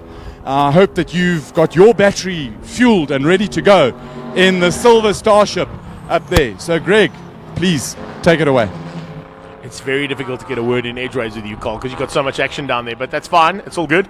We are back here with James Forbes and Fritz Kleinans taking the lead of this race. So a bit of a change up there. Forbes and Kleinans taking the lead due to the fact that the 27 car of Romano Sartori came in for the driver change. Franco Di Matteo is back on track and immediately goes and puts in his fastest lap of the day of a 1:44.951. So personal best there for Franco Di Matteo, trying to close that gap down. They lost 1 minute and 13 seconds, so 73 seconds out there for the second car. But that should be able to be made up because currently James Forbes circulating in 148s, 144s from Di Matteo. So it'll take probably about 10 or 12 laps. Wow, can you believe this? So Trutte and Lotte trying for the 7th time now to see if they can complete some part of the race in the second 3-hour endurance and round 6 of this championship. So a little bit of a tough day in the saddle there for the BMW boys, powered by Toyota. They've got a Toyota engine in that one. And as they go through there, they've just lost another lap to the lead cars of James Forbes and Fritz Kleinans. Di Matteo and Sartori are going to be pushing hard to try and take this victory. And I'm sure that they would love to walk away from Phakisa Freeway with another victory and their first victory in the South African Endurance Championship. So that'll be a real turnaround. You can see there in picture the yellow car going through that shot.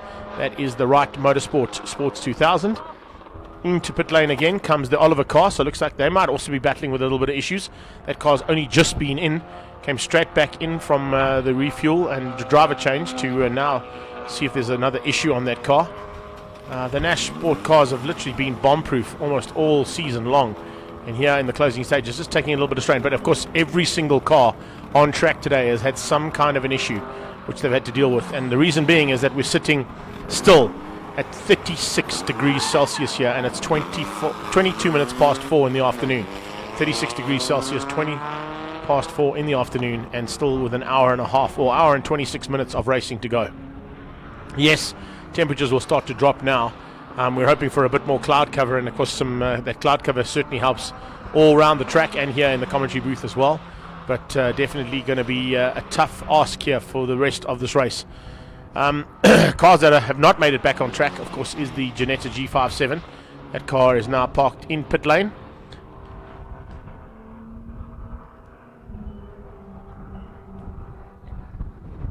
We've just seen the number one car make its way back on track. It only completed 13 laps initially, and now hopefully going to be trying to make up a little bit of ground.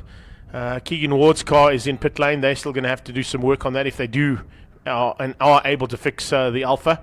Both Alphas out. Stuart White, of course, is in the Ginetta G57, having set the fastest lap of the race on a 1:36.3 before the car unfortunately gave up the ghost. The Lotte and Trutte car is back on track, but they have only completed 7 laps. So even though they're down in 15th place, and in fact, as I say that, they're back in a pit lane. So I'm not quite sure if that car is going to be able to hang in there and possibly finish. This is a big concern here for Gerald Wright and Dean Wilson. They're sitting in 8th place at the moment. Byron Oliver and John Oliver are only a lap down on them, so they may make up the lap now with the third unscheduled stop here for Wright Motorsport.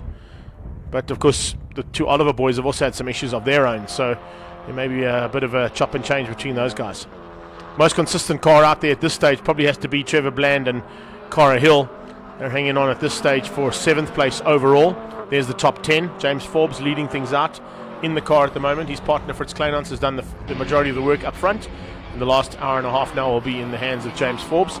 Franco de Matteo is now in the car and looking for a chance to possibly wrap things up for a class win and an overall win for the first time for that team. I can tell you they'll be very, very happy with that. The AMC car of Romano Sartori, and now piloted by Franco de Matteo, sitting in second place. How incredible is the story for third at this point? Chris Budnick and Kish Patamba yesterday broke their Ferrari 458, found the Mini Cooper in the back of the truck, whipped it out, got permission to drive the Cooper, John Cooper Works S, and now sit in third place overall and lead Class B. So, of course, Class B, we were looking at how things could change up there, and I know that Colin was going to go and find out, but if the Alpha is out, I think we may be seeing Dane Angel and Jared Evans taking 2 victories here in terms of championships, because Class B was a fight between the Alpha and the Polo coming in there as well. Not involved in the championship, but involved for a fight at the front. But of course, in Class B, it was the Alpha and the Honda that were fighting for Class B honours, and of course the Honda is the only car that's really doing anything of significance out there at this stage. So sitting down in 6th place as we see some work being done further down the pits there. That's the 222 car that's just come in. That's of course Peter Schmidt-Loeffler and Gavin Rook, who are sharing that machine. I can see Matt Nash working frantically there to get that car sorted and maybe get it back on track as soon as possible. But as you can see now, with about an hour and 20 minutes to go, there's still a little bit of action to happen here, and a lot of chopping and changing that could potentially happen in this top 10.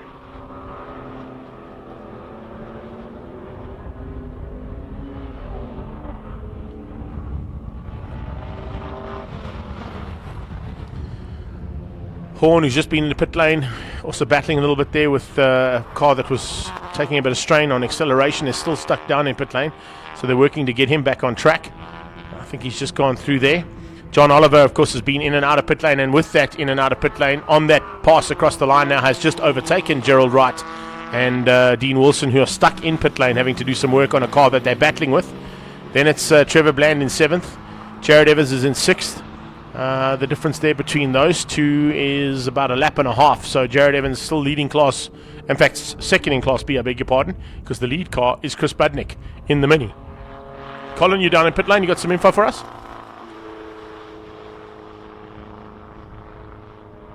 Over my my shoulder, down that end of the pit lane, you can see the Castrol Cooper S with Kishore Patamba is in the pits.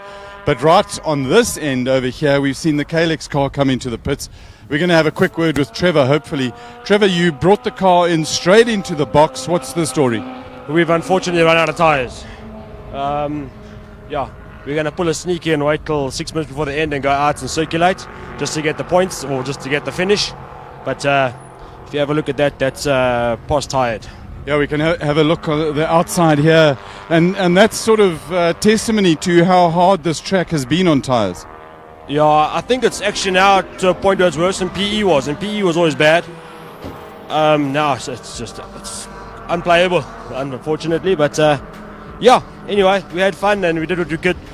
I think we've proved that the car's good, and next year we'll be here for sure, and we'll be and importantly, Kayla got some good experience of endurance racing in that one, she got to understand the fueling, sorted out some comms with you guys, and in the second race she had a really good solid stint, so good experience and miles for her.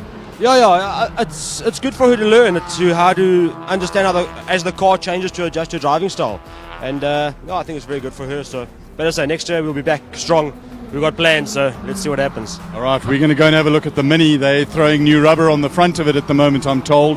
They got some tyres, and watch out for that 5 minutes before the end of the pit lane closes. Yeah, we're going to try and be sharp about this one. Awesome. Thanks a lot, Trevor. Thanks, guys. Cheers. Trevor Bland looks after the car, builds it. Kira Hill drives it. So in the distance, and I'm not sure if you can get a zoom down there over the shoulder, you'll be able to see the Mini Cooper getting new rubber. But there's another pit stop coming up here, and it's now starting to get near the end, and a slow circulating Nash has just gone past us. Guys are circulating to get to the end. It's a marathon race, this. It's been a race of attrition. It's been hard on the people. And the minute he goes out, Kishore Patamba in the car. We know it's Kishore by the black helmet that he's got in there. I hope that the transponder actually does say that it's Kishore Patamba in the car. And we've got the red backdraft, the Brian Martin car coming in. We're going to have a quick word with Tony Martin. Tony, this car has run like clockwork. It's done brilliant work. You've got to be so happy with a car that's run so reliably and nice and quickly. Very happy with the car. Coming to the end, it's very close though. The pit stops now are going to determine the places between 4 and 10. So it's quite exciting for us. And what work have you got to do on the car now? Is it splash and dash, and are you going to change drivers? Change drivers and left front wheel. And you, unbelievably, who would have thought that you would have be lying in third position, that you've just, the voices in my head are telling me that you guys have just moved into third position overall. Sure. That's quite a good position to be in. I'd love to stay there though.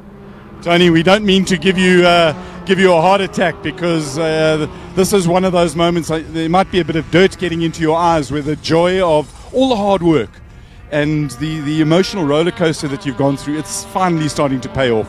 Yeah, the guys have worked very hard the past few weeks, and you know, we had a hell of a setback yesterday, but luckily they've got the bit between the teeth today, and all of the drivers have done excellently well, and the crew as well. Tony, you've got Mike McLaughlin getting in the car now. What are his instructions? Mike's good instructions to go a little bit quicker, and just watch our boards, and we'll tell him what to do. I love that. Go quicker, finally. Somebody telling his driver here, go pin it, race it to the end. See, Mark has got the ability to go quicker than we've been going. It's just tyres are a bit of a problem though. But you're going to have a good look at the tyres, and based on the state of the tyres, you'll give him instructions. That's right. Awesome. Tony, congratulations on where you're lying, and good luck for the rest of the race. Thank you very much. It's tell you what, it's a mega story, this. Absolutely mega, that they've managed to get this car into third place overall. Brian Martin has also been given the Go Foster signal there. He's in the car at the moment.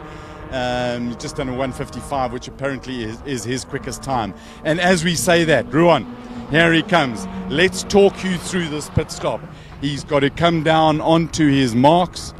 I'm going to move across out of the way, keeping a good eye. This car stops a little bit further than some of the others in front of the open garage. Right, he's stopped. They're turning, having a good inspection of the tyre. This one over here is looking a bit fragile-y. Tony, I'm not so sure about this tyre over here, because this is what I'm seeing down the bottom here. But hey, I don't know as much as these guys do.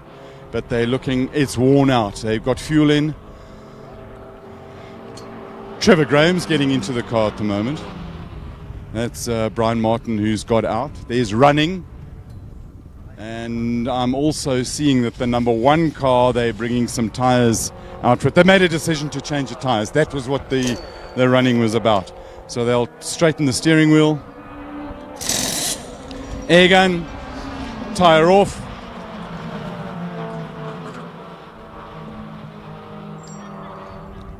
It's properly worn, and a much, much better one going. Tony, that thing's properly worn, eh? It is. It's worked hard. And you can see that, I mean, the rubber's just been ripped off. It's not the traditional nice wearing off of it. It is very, very hard on tyres. And Ruan, just in the background here, we've got the... Oh man, Gerald Wright has brought the car in. There's smoke coming out the back of it.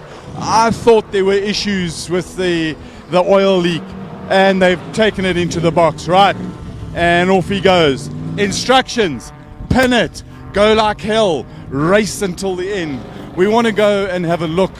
And Greg, if you want to interrupt me, feel free at any time.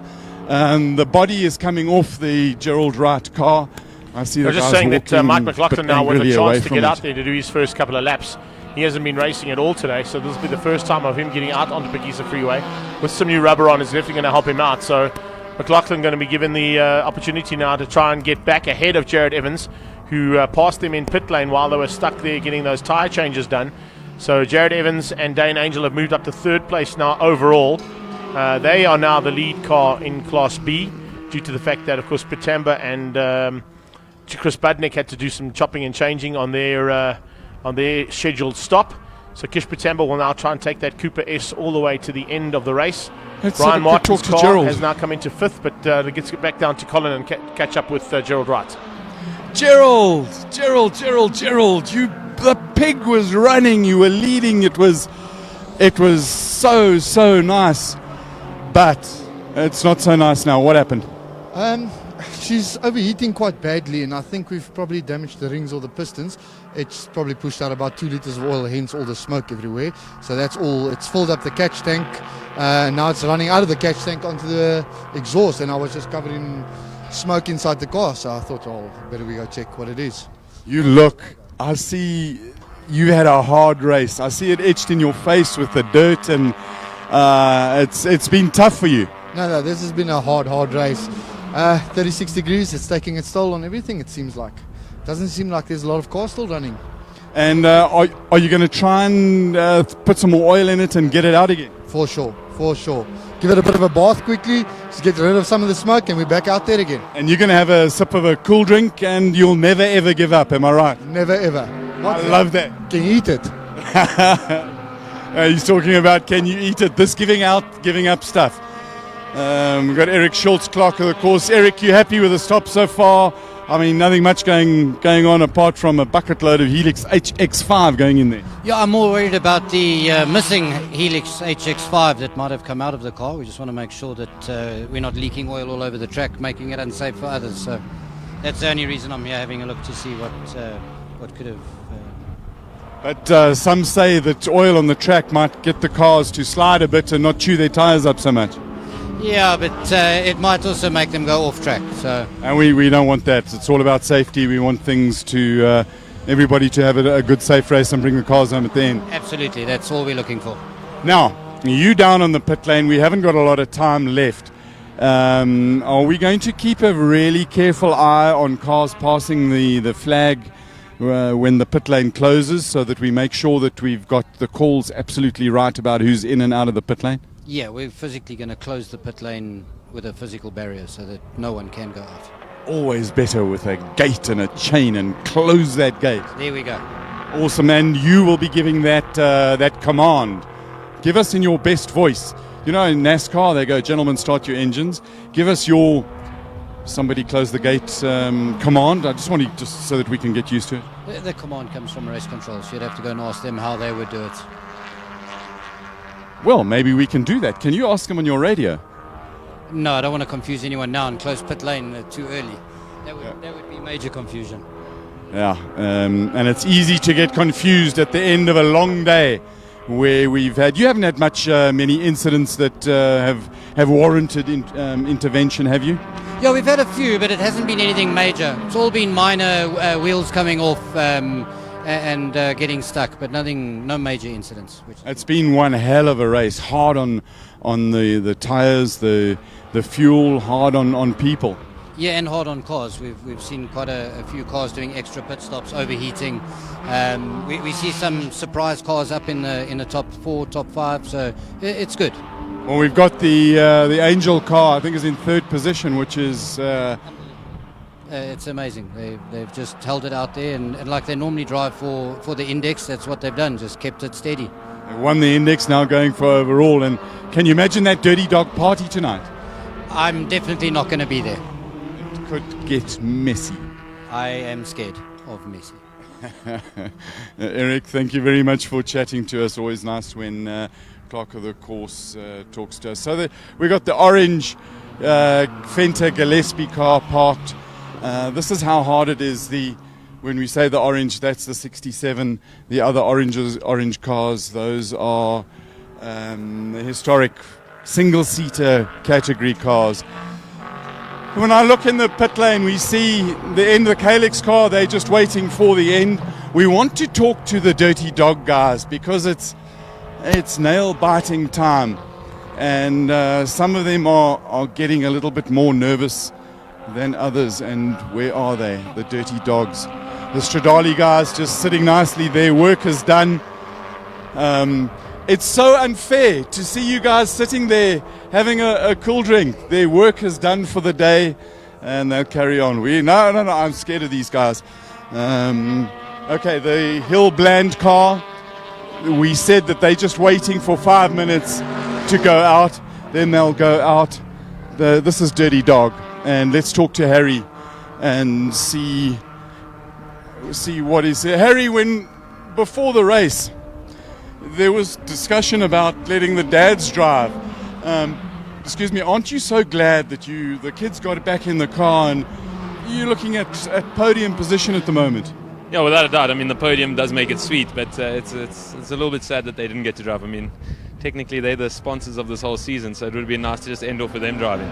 But I'm sure that the reward as sponsors seeing the car overall third, it's a mega achievement. Without a doubt. Let's just cross fingers for third, though, because we've got 2 very old tyres waiting to be put on the car. And the news from the car that you've lost communications? No, we got it back. Actually, Jared somehow, I don't even know if this is legal to say, but managed to connect to Bluetooth and call us while driving the race car in the car.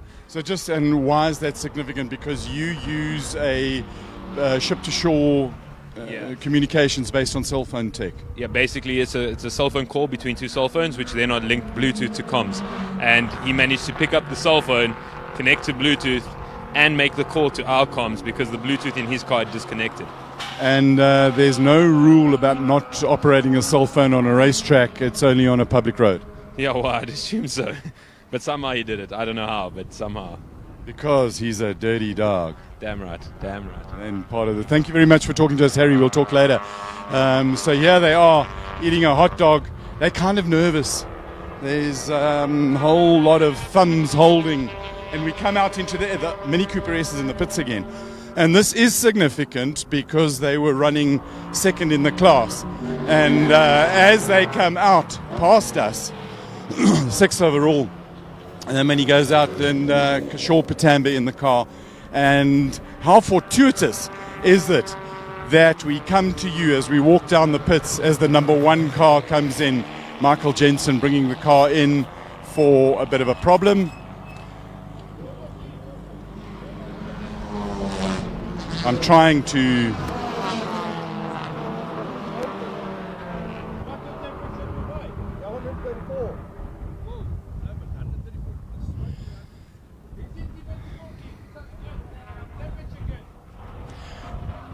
He's saying that the water temperature on the dash has gone to 134.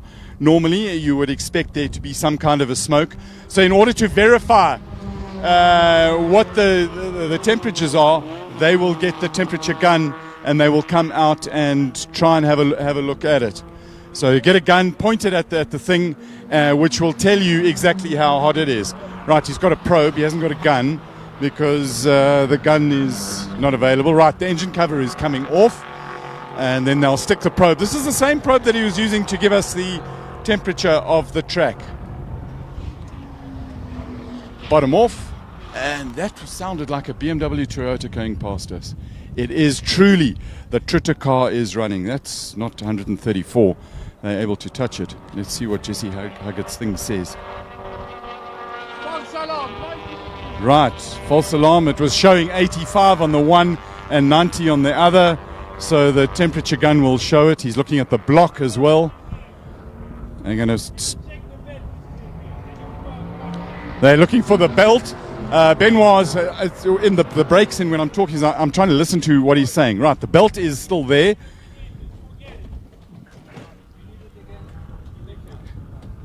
See if the inlets are clean. So they've got a false alarm.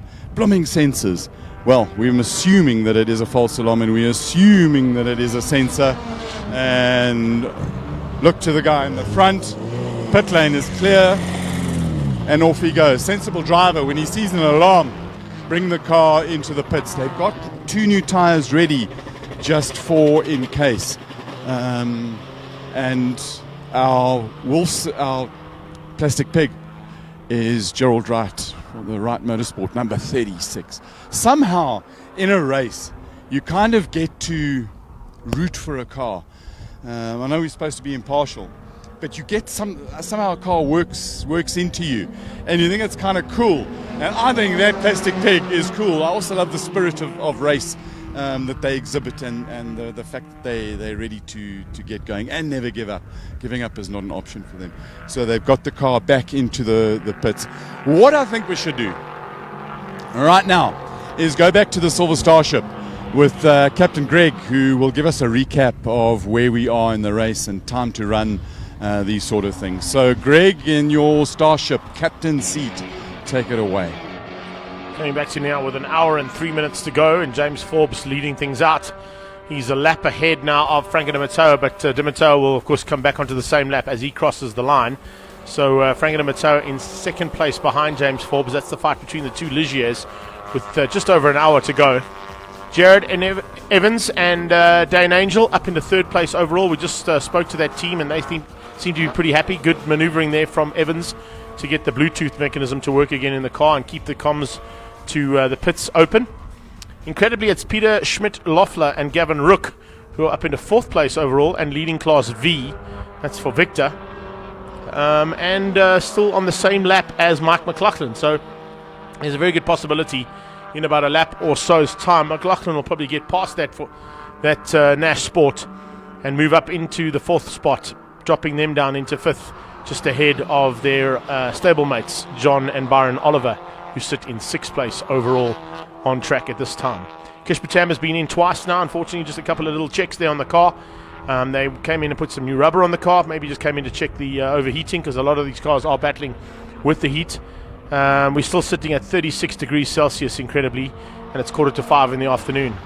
So we've got a little bit of work to be done for these drivers and for the cars to try and survive this last hour or so of racing. Gerald Wright, who we saw came in with a bit of an issue, sounds like it might be a CV joint issue there, or pushing, actually just getting some information from our COC down there. He says Wright is pushing oil out of the breather, so they're going to have to try and sort that out before they get him back on track. So they'll fill that up, as you heard, to give the car a bath, make sure that there's no other leaks anywhere else, and hopefully get him back on circuit to try and finish up in the top 10 overall. Trevor Bland is waiting in the sidelines and just waiting patiently for an opportunity to get back on track with probably about 7 minutes to go. They'll move that car out. But also from the COC, Eric Schultz saying that the Calix car also battling with a CV joint. So they'll have to be very careful with that car to try and get it across the line and hopefully sort things out over the next couple of hours of racing, or the next couple of minutes of racing. But looking at the way things go here, of course, production cars and West Bank V8 supercars. Lap times that have come down here, of course, in the Phakisa Freeway. That was quite nice of Colony. Found something that gave us some lap records. V8 supercars. Yeah, V8 supercars. Grant van Schalkwyk in the Ford Mustang actually did a 1:33.755 here. And we saw 1:34s out of the Formula Volkswagen single-seaters. So, yeah, I was pretty much spot on to say either a V8 or a Formula Volkswagen would have that record. We said Jade Kruger did a 1:34, so it's a 1:33 actually with Grant van Schalkwyk at the wheel of that Ford Mustang of his. I think it was when it was in Pennzoil colours, if I'm not mistaken, he ran that car. Or Haiku colours, actually. Haiku colours was the car. There it is there. Confirmation of those. That's, of course, at the 5th of May 2007. Van Schalkwyk fastest there on a 1:33.765. You can see Leroy Polter in a Class A Nissan 350Z did a 1:50.853. City Bike Superbikes 1:38 from Trevor Crooks and a 1:40 from Trevor Crooks, both on Suzuki's in the 1000 and 600cc class. So that's kind of how things have gone. But I do know Greg Gildenaes in 2010, when it changed from City Bikes Superbikes into the Interfile Superbike Championship, did a 1:36 around here. The BMW is stuck right across from us here on our control point. And yeah, another really tough day here for Truta and Lotta. Every time they've gone out there, something's gone wrong on that car. So it might be a time to sort of say to themselves, right, we've given it a best go. We're not giving up. We're certainly not going to give up, and they probably won't give up if they can get that car back out again. But the situation we might have now, though, could be a bit of a concern for other teams, because as much as race cars like to be racing, they do like to be going as fast as possible to create as much air into the engine as possible to cool it down. And in order to cool the car down, they have to be relatively fast on the track. If they start to slow down behind a safety car, which may possibly be deployed, then we may see some more overheating issues starting to happen with some of the other cars that are up there. Speaking of overheating, hot racing about to come across the line. Just stand by to go to the main straight, because there's a bit of a fight on there between second place Jared Evans and seventh place Kish Patamba, trying to make up ground now on Jared Evans. They've got to make up at least 2 laps, and he's about to make up one of them now as he comes through there just behind Fritz Kleinans and James Forbes' car.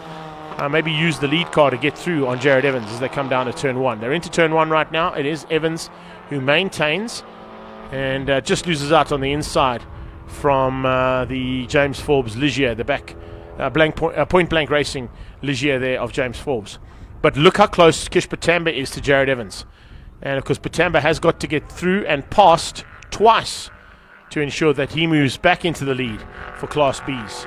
As I said, with the Class B Championship as it stands right now, if we see Jared Evans move up and stay in that third place and stay in the lead, there's a very good possibility that Jared Evans will not only take Jared Evans and Dane Angel, that is, of course, there's 2 drivers in that car, they might only take the Performance of Index Championship, but they may also take Class B's Championship here today at Phakisa Freeway.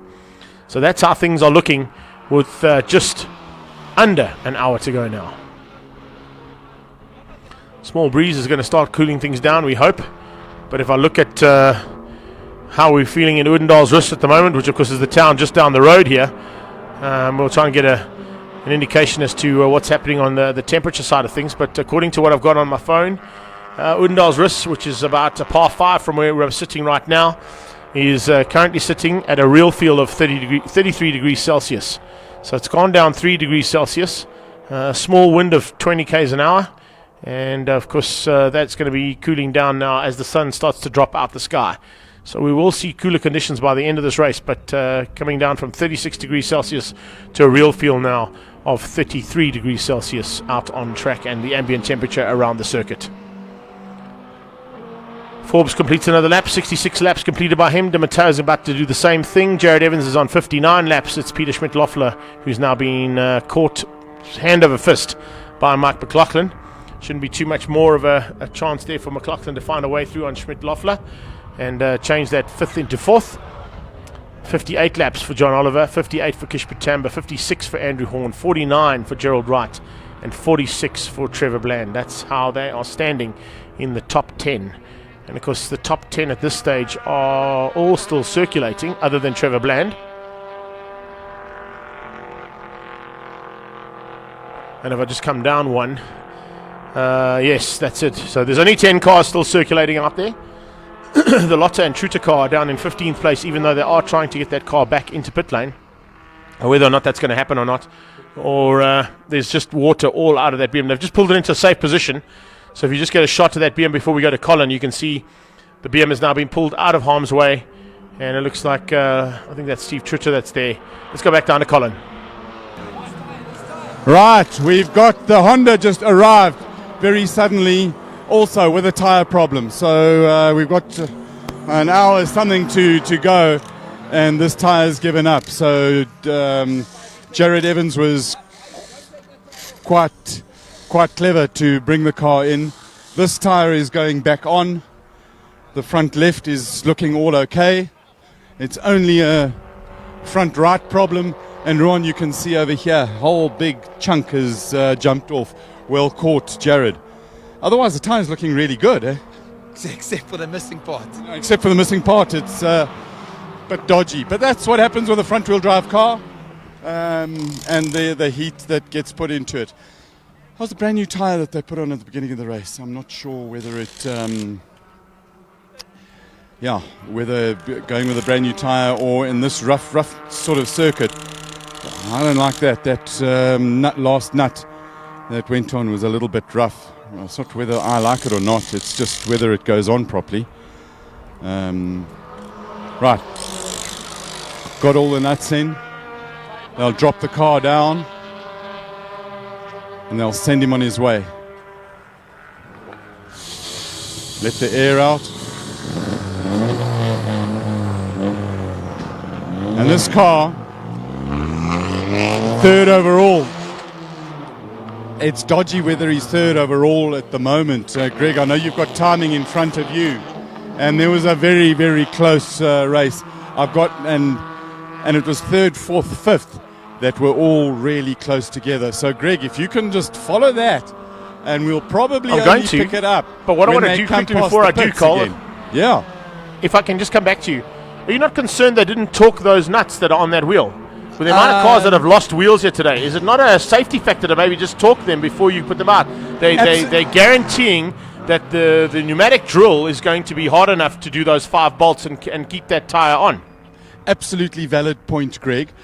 We did have that discussion a little bit earlier, and I'll show you what they're using at the moment. They are using, this is the tool that they use.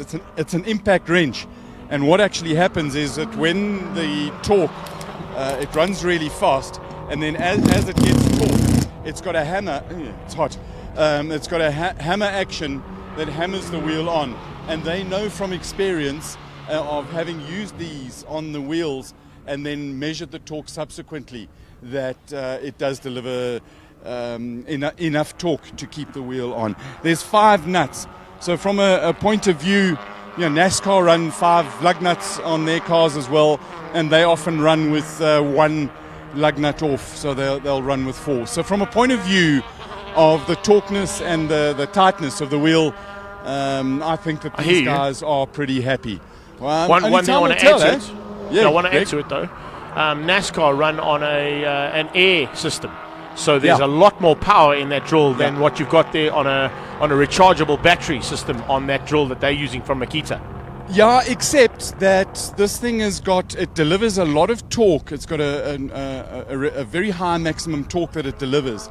And if you leave the nut on long enough, each knock that the impact gives it keeps turning it, and this has got the capacity to strip the nuts on it. So the guys are confident that they've got it tight. They've done all their pit stops in this year without torquing them.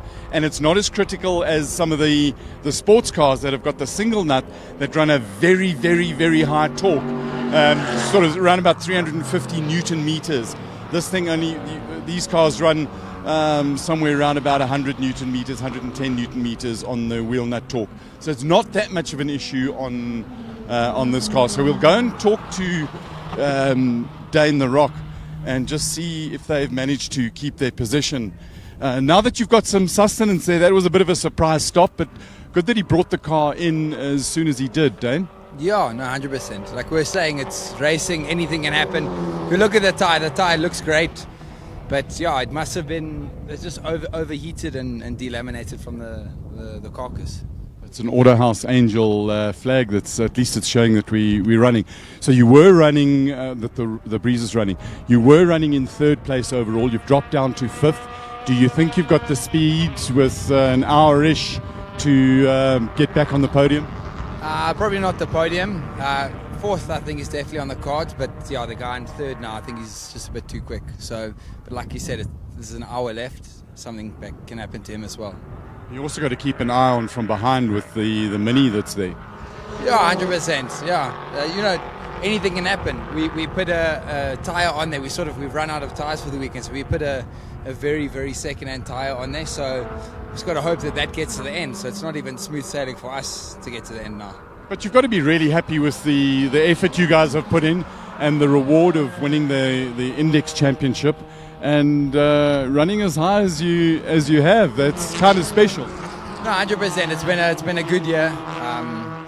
Minimal mistakes from us. I think if you look back at the Index, we've either come 1st or 2nd in all the events except for PE where we had the gearbox failure. So yeah, I think the whole team and everyone's put in an awesome effort this year. So I'm very happy. And you've got the possibility of Class B winner. That's got to be then another little cherry on the cake. No, 100%. You want to try win your class, of course. It's everyone else in similar cars as you. But 3rd would have been nice overall. But it happens. But at the beginning of the race, if somebody offered you fourth or fifth, you would have taken it immediately. No, 100%. Yeah, it was very different to the first race. We sort of went out there and went full tilt, so that's why we're using our tyres a bit more now opposed to the first race. So it was expected, but we didn't expect the tyre weight to be so bad. So yeah, like you say, even a fifth overall, we're very happy with that. Awesome. Well, go back to the wall and good luck for the rest of the race. Thank you. Awesome. They chat to us. Right. Pit lane is getting quieter. The cars are retiring. I do want to go and see if we can talk to the guys from the Maui Motorhome team. They've had time to digest the sad news. Probably the most impressive car that we've had to date has been the backdraft car, and another car that is expired. It is not going more. Greg, talk to us. The backdraft car is now up to third place with Mike McLaughlin at the wheels, so that's a real good turnaround there. And if I've just got something from Gary, if they stay as they are, there's a very good possibility that James Forbes and Fritz Kleinans, because Michael Jensen is in pit lane, they're going to move up into second joint overall for the season. So Nick Adcock, he can't be caught, but unfortunately Michael Jensen could have.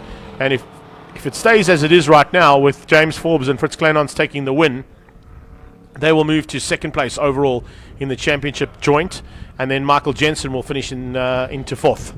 Talking about Michael Jensen, Greg, I've got Michael Jensen with me. Michael, you're in your normal clothes. You must be a little bit disappointed.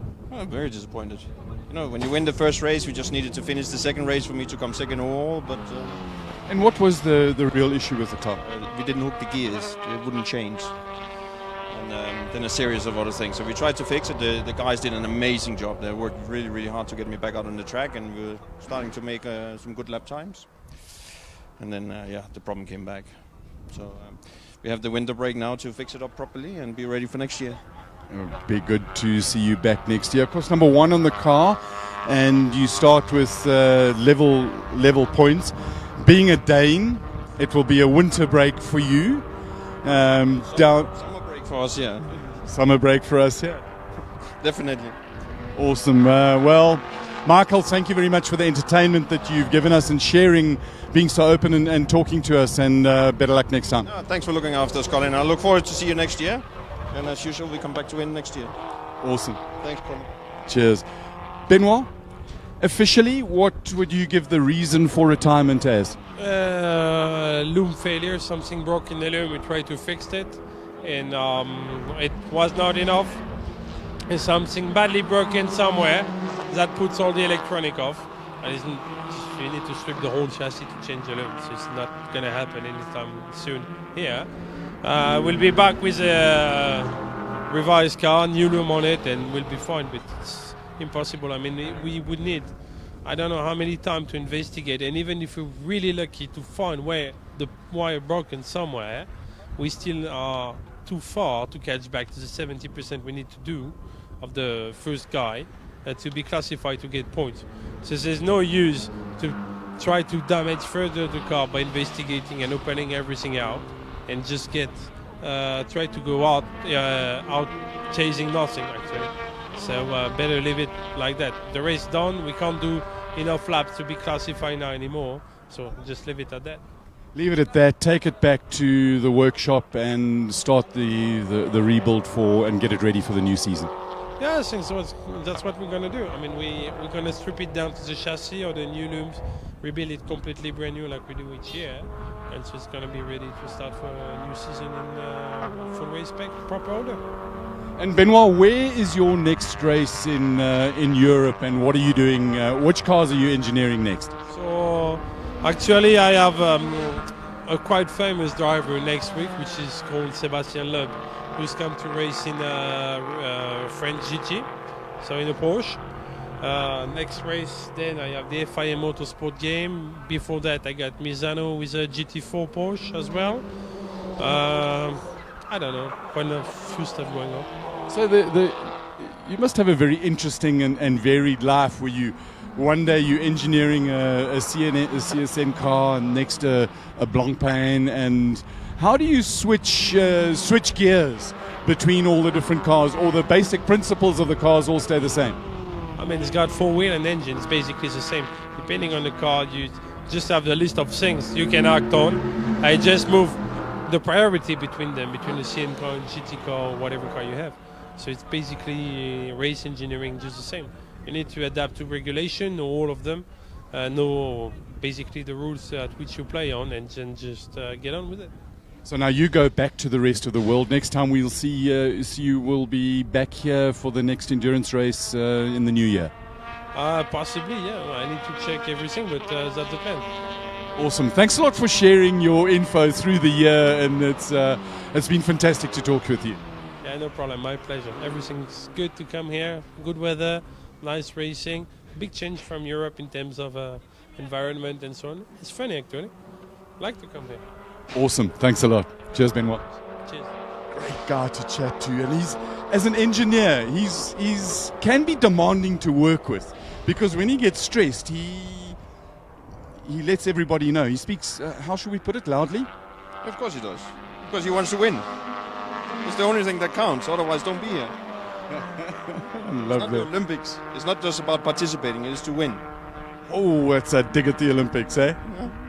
Right, winning is why everybody comes here. That's why we have a podium. Better luck next time. And what are your plans for the rest of the year? You're going to be driving or back to Mozambique and looking after your trucking business? Unfortunately, this year is finished for me racing, but definitely next year we'll be racing here and in Europe. We have some nice races lined up in Europe. Again, you back to the LMP3 car in Europe? You love those cars, don't you? Already booked the hotel for Le Mans. Le Mans driver, an international race driver, a star of note, our own Dane. Michael, thanks a lot. See you next year. We'll be back. Love it. And truly they run the European Le Mans series, and they went on the road to Le Mans. And next year, 2020, they'll actually be driving at Le Mans. There's silence. There are not a lot of cars running, and those that are running have got pain. They are... Yeah, there's a couple of sick cars out there. They're hurting. Greg, tell us more about some track action. Well, there's not much track action. I can tell you that there's a lot of survival tactics being thrown in there right now. Forbes and Kleinhans still leading, half a lap ahead of Franco de Matteo and Romano Sartori. Mike McLaughlin has moved that Backdraft Cobra up into third place, and this is a good advert for what we spoke about earlier on, Cole, with him going to third place, showing that that car can do 52s around Phakisa Freeway. That's a really good lap time with a decent driver, and not to take anything away from Brian or from what Trevor have done today. But you put somebody in that has the capabilities of what Mike McLaughlin can do. And remember, he should have been out in the second Backdraft Cobra, the slightly quicker one, the Roadster, that him and Tony Martin would normally pilot. That one with a couple of developments happening, and I believe the developments for next year, 2020, not only is those 10 cars that are available to be given out to teams that want to run Backdraft Cobras, but there's a potential for a supercharged or a turbocharged car coming along in the hands of McLaughlin and Tony Martin to maybe take on the bigger cars in the S and T categories. Peter Schmidt-Loeffler currently sitting in fourth place overall and maintaining the gap between himself and Jared Evans. So it looks like Evans and Angel are going to try and nurse that tyre and not worry about overalls here, but are going to look to take championships. And there they go across the line to complete another lap. And then, of course, it's John Oliver who's just behind them, who's crossed the line just behind them. So there could be a bit of action there between John Oliver and Jared Evans in the closing stages. Oliver's car probably going to be a little bit lighter on tyres, although we've seen that every single car out there has had some issues with the rubber and the availability of the rubber due to the fact that the track is so rough and hard on tyre wear. Kish Patamba is a lap down on Evans, looking for a possible win in Class B. He sits in 7th at the moment. Then it's Andrew Horn and Howard Blake that are in 8th. Unfortunately, they are too far back at this stage to try and make any inroads to John Oliver or to Peter Schmidt-Loeffler. If those guys stay as they are, they'll be the top 3 in Class V. So Schmidt-Loeffler taking it from Oliver and Andrew Horn, with Gerald Wright unfortunately out, and Trevor Bland, as we said, sitting in pit lane waiting for the 6 minute or 7 minutes to go before he rolls out with a slightly damaged CV joint on that Volkswagen Polo from TB Racing and the Calex team, and will look to just try and nurse the car around for about 5 minutes and ensure that they just cross the line to get those points in Class B and maybe move themselves up into a potential threat, no doubt, for next year in 2020 with that Polo.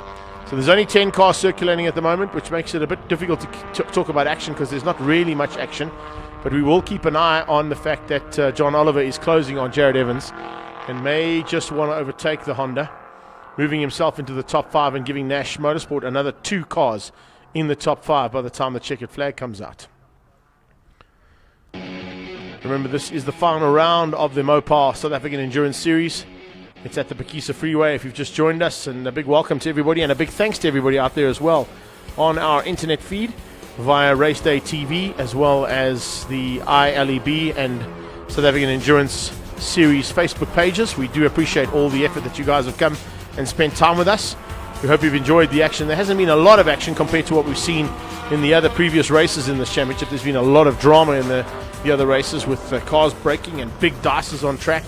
But I think today was a strategy of trying to survive and ensure that they get their cars home and hopefully with as little damage as possible. There's a lot of damaged cars. And this has been 2 races on the day as well, just getting information there as well. And just to correct what I was saying, the 2 3-hour events today made up round 5 and round 6 of this championship, all in one day, with 2 hours to play in between to try and change things up on the cars that had damage, etc., etc. So yeah, it's a really tough one to be at, and a different format of racing today, which you don't normally see in endurance racing. You normally see either a very long endurance race or a sort of mid sort of 4 or 5 hour race. You don't normally see 2 3-hour races on the same day. So it just changed the strategy of this final round and the penultimate round of this championship up ever so slightly. It caught a couple of teams out. That has promoted a couple of teams up that would not normally be in there, and that's kind of indicative of what happens with this kind of a race when you have a different format. All of a sudden new players come to the forefront, particularly in the closing stages now, and with 37 and a half minutes to go, it looks like it's going to be pretty much just everybody staying as they are, other than, as I said, the fact that you might see John Oliver have a go at Jared Evans for that 5th spot, but he's got to make up 4.5 seconds still on that car. And Evans, I think, will be up for the challenge if Oliver has a go. And I don't know if John Oliver's tyres are up for the challenge. That's the problem they've got. Because as much as they want to try and push as hard as they can, we're looking at lap times that are way out of what they are capable of doing. I mean, on the last pass, Kish Patamba was doing a 2-minute 25. His best lap so far in that car has been a 1:56.2. So he's 29 seconds off the pace as we're getting into the last half hour. 35 minutes or 36 minutes to go. Cole, what you got for us in pit lane? Oh, I've got a Castrol Mini Cooper S. Nick, this has not gone according to plan. What's the story? We lost the alternator belt, so we should be going out again soon. So just a quick stop, alternator belt, and then go out and pin it to the end. Fingers crossed, yeah. How are the tyres going? The tyres are fantastic. We're actually very happy with what we've got here. Awesome. And Kishor's in the car. Thanks for talking to us. Cheers, thank you. Let's see Freddie overseeing things. It's hot in there, so Kishor's having a bit of water. Kishor's having a panic? He's not happy. I know he's not happy. I mean, starting off with Wednesday, his Ferrari lunches its engine. Come to a front-wheel drive car, completely different. They've had all sorts of things in the first race. Oh, bloody alternator belt. But it's racing, eh? Yeah, what's funny is we haven't actually raced here. The last 3 years in the endurance series, we haven't raced here in this heat. We've always been here in like April, May, there where it's cooling down. So you can see that everything that's happening here, tire overheating and everything the guys are taking strain in the heater. But it's a good learning curve where if you can somehow get things sorted out in the heat, and it's an aggressive track as well. You can get it sorted out here, it should work most everywhere. Yeah, but if you look at the cars today, the Janetta, us, the Honda, everybody, it's really heat related. So I suppose you could say that, but if you look at the way these cars come from, a lot of them they're designed to run in like Europe and that. So when you start getting 40 degrees, it's tough. We don't really. If we look at the last 3 years, we've been running in much cooler temperatures than today, so we haven't had to adapt. So I think after today, there's going to be a lot of rethinking. Talking about rethinking, moving into the new year, what sort of plans have you got going forwards here? We haven't. Actually, we'll sit down now next week and think about it. I mean, Brad and I are going to put our car for sale. The Giulietta we want to sell. We want to maybe build something else. So the first step now is just to get the Giulietta back onto top form and then sell that. And then we'll see what we're going to do. We maybe want to build the Giulia. We've put our names down with Chris to race internationally next year. So there's a lot happening for us. So exciting times. Yeah, we definitely will be around on the track next year. I don't think we'll make the whole season.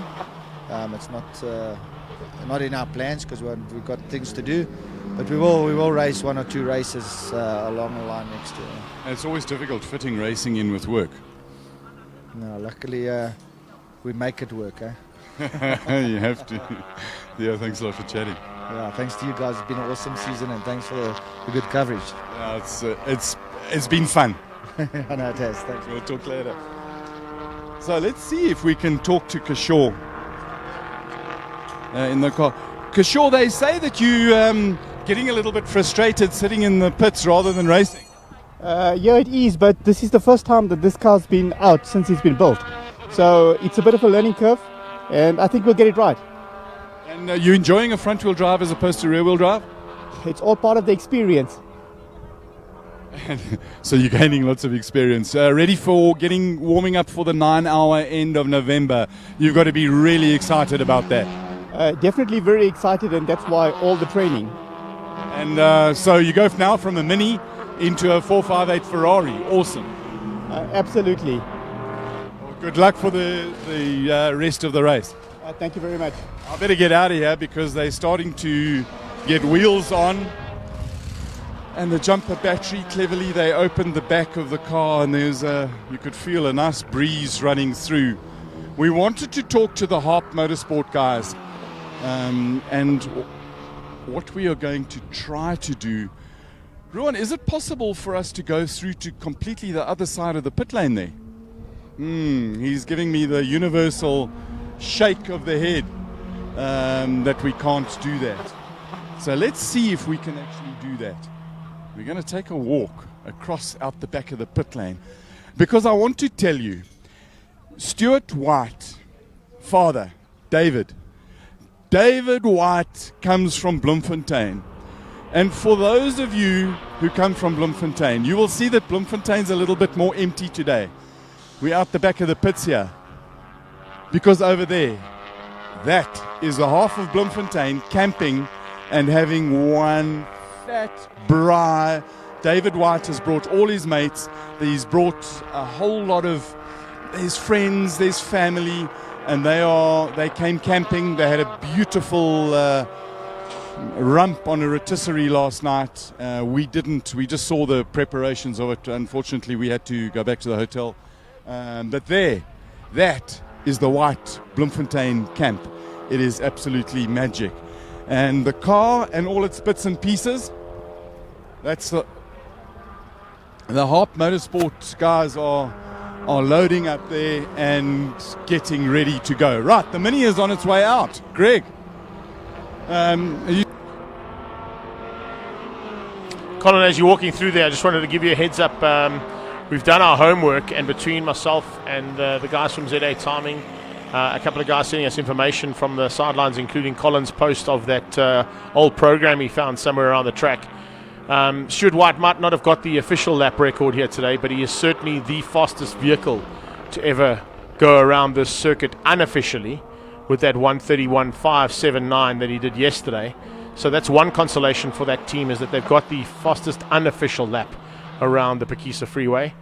He will now head up and be faster than the likes of Valentino Rossi on the fastest unofficial motorcycle lap, the fastest official motorcycle lap, and lap record holder Max Biaggi, and of course Grant van Schalkwyk on a 1:33.5. He will be, of course, the fastest lap ever in 4 wheels. So that's how it stands in terms of lap records, and some kind of consolation for Stuart White and Craig Jarvis. Yeah, Greg, it is they've gone back to the Bloemfontein camp that we can see right through the back of the pits, and there's a lot of disappointment there. Stewie's was on a mission to get lap records at as many tracks as he could in South Africa, and this would have been really nice, an accomplishment for him to do that as he furthers his international career. Wednesday he flies out to Europe for the next round of the French Formula 4 Championship. He's hoping. He's had a couple of races where it hasn't gone right. They've had all the bad luck in the world, but he seems relatively confident that they can pull it together for the last round. I'm looking down the end of the pit lane down here because I heard a car, a 4-cylinder car that sounded like a 3-cylinder car running down the back of the pits, down the back straight. But I'm pretty sure that all the cars are hurt. The drivers are hurting, the tires are hurting badly. Just watching the Honda, the Autohouse Angel Honda going into turn 1, they're not leaning on the tires a lot. They're desperately trying to get to the end, and this is one of those things. It's a marathon. There's the misfire down the back of the straight there. Around about 30 minutes left, and everybody is...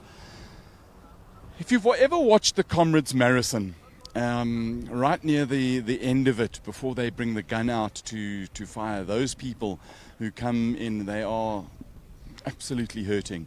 That's my similarity of this race.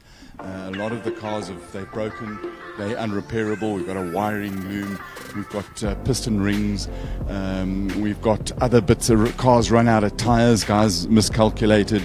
We've got the plastic pig that's just lunched all its engine. It's just using too much oil. It's too hot. That was the misfirer that went past us. So they'll just circulate, try and keep the distance. Rules say in order to be classified as a finisher, you've got to do two things. Complete 70%, 75% of the distance of the winner of the race. That's number one. Number two is to be running and to actually take the checkered flag. And in the background here, we've got Roger Pierce, who is the head man, the inventor of the series. Roger, yes. You've had an absolutely, it's been a magnificent season of in South African endurance racing by Mopar, and this finale it's been a brutal race. It certainly has. Hey, look at this pit. I mean, it's deserted, but everybody said it's going to be too hot and we can't come here. How do we not go somewhere where it's too hot? It's endurance racing. We're going to race in the snow. We're going to race in the heat.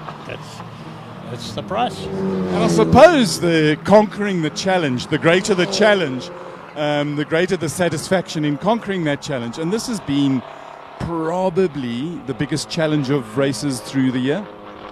This particular heat. Yes, and you can see it in the result. There are a couple that have stayed where they should be. The youngsters in their Honda have shone once more, but it's very nice to see the 333 car shining. Again, yes, well, and it's going to change the year-end results around a little bit, that one.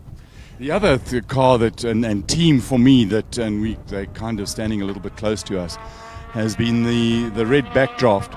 That they've persevered through the year, they've developed that car, running on a podium. I think it is absolutely magnificent, and great to see Tony talk about 10 cars next year and bolstering the SA Endurance Series. Well, you will notice it is the one without a turbo that's doing so well, but that's a story for another day.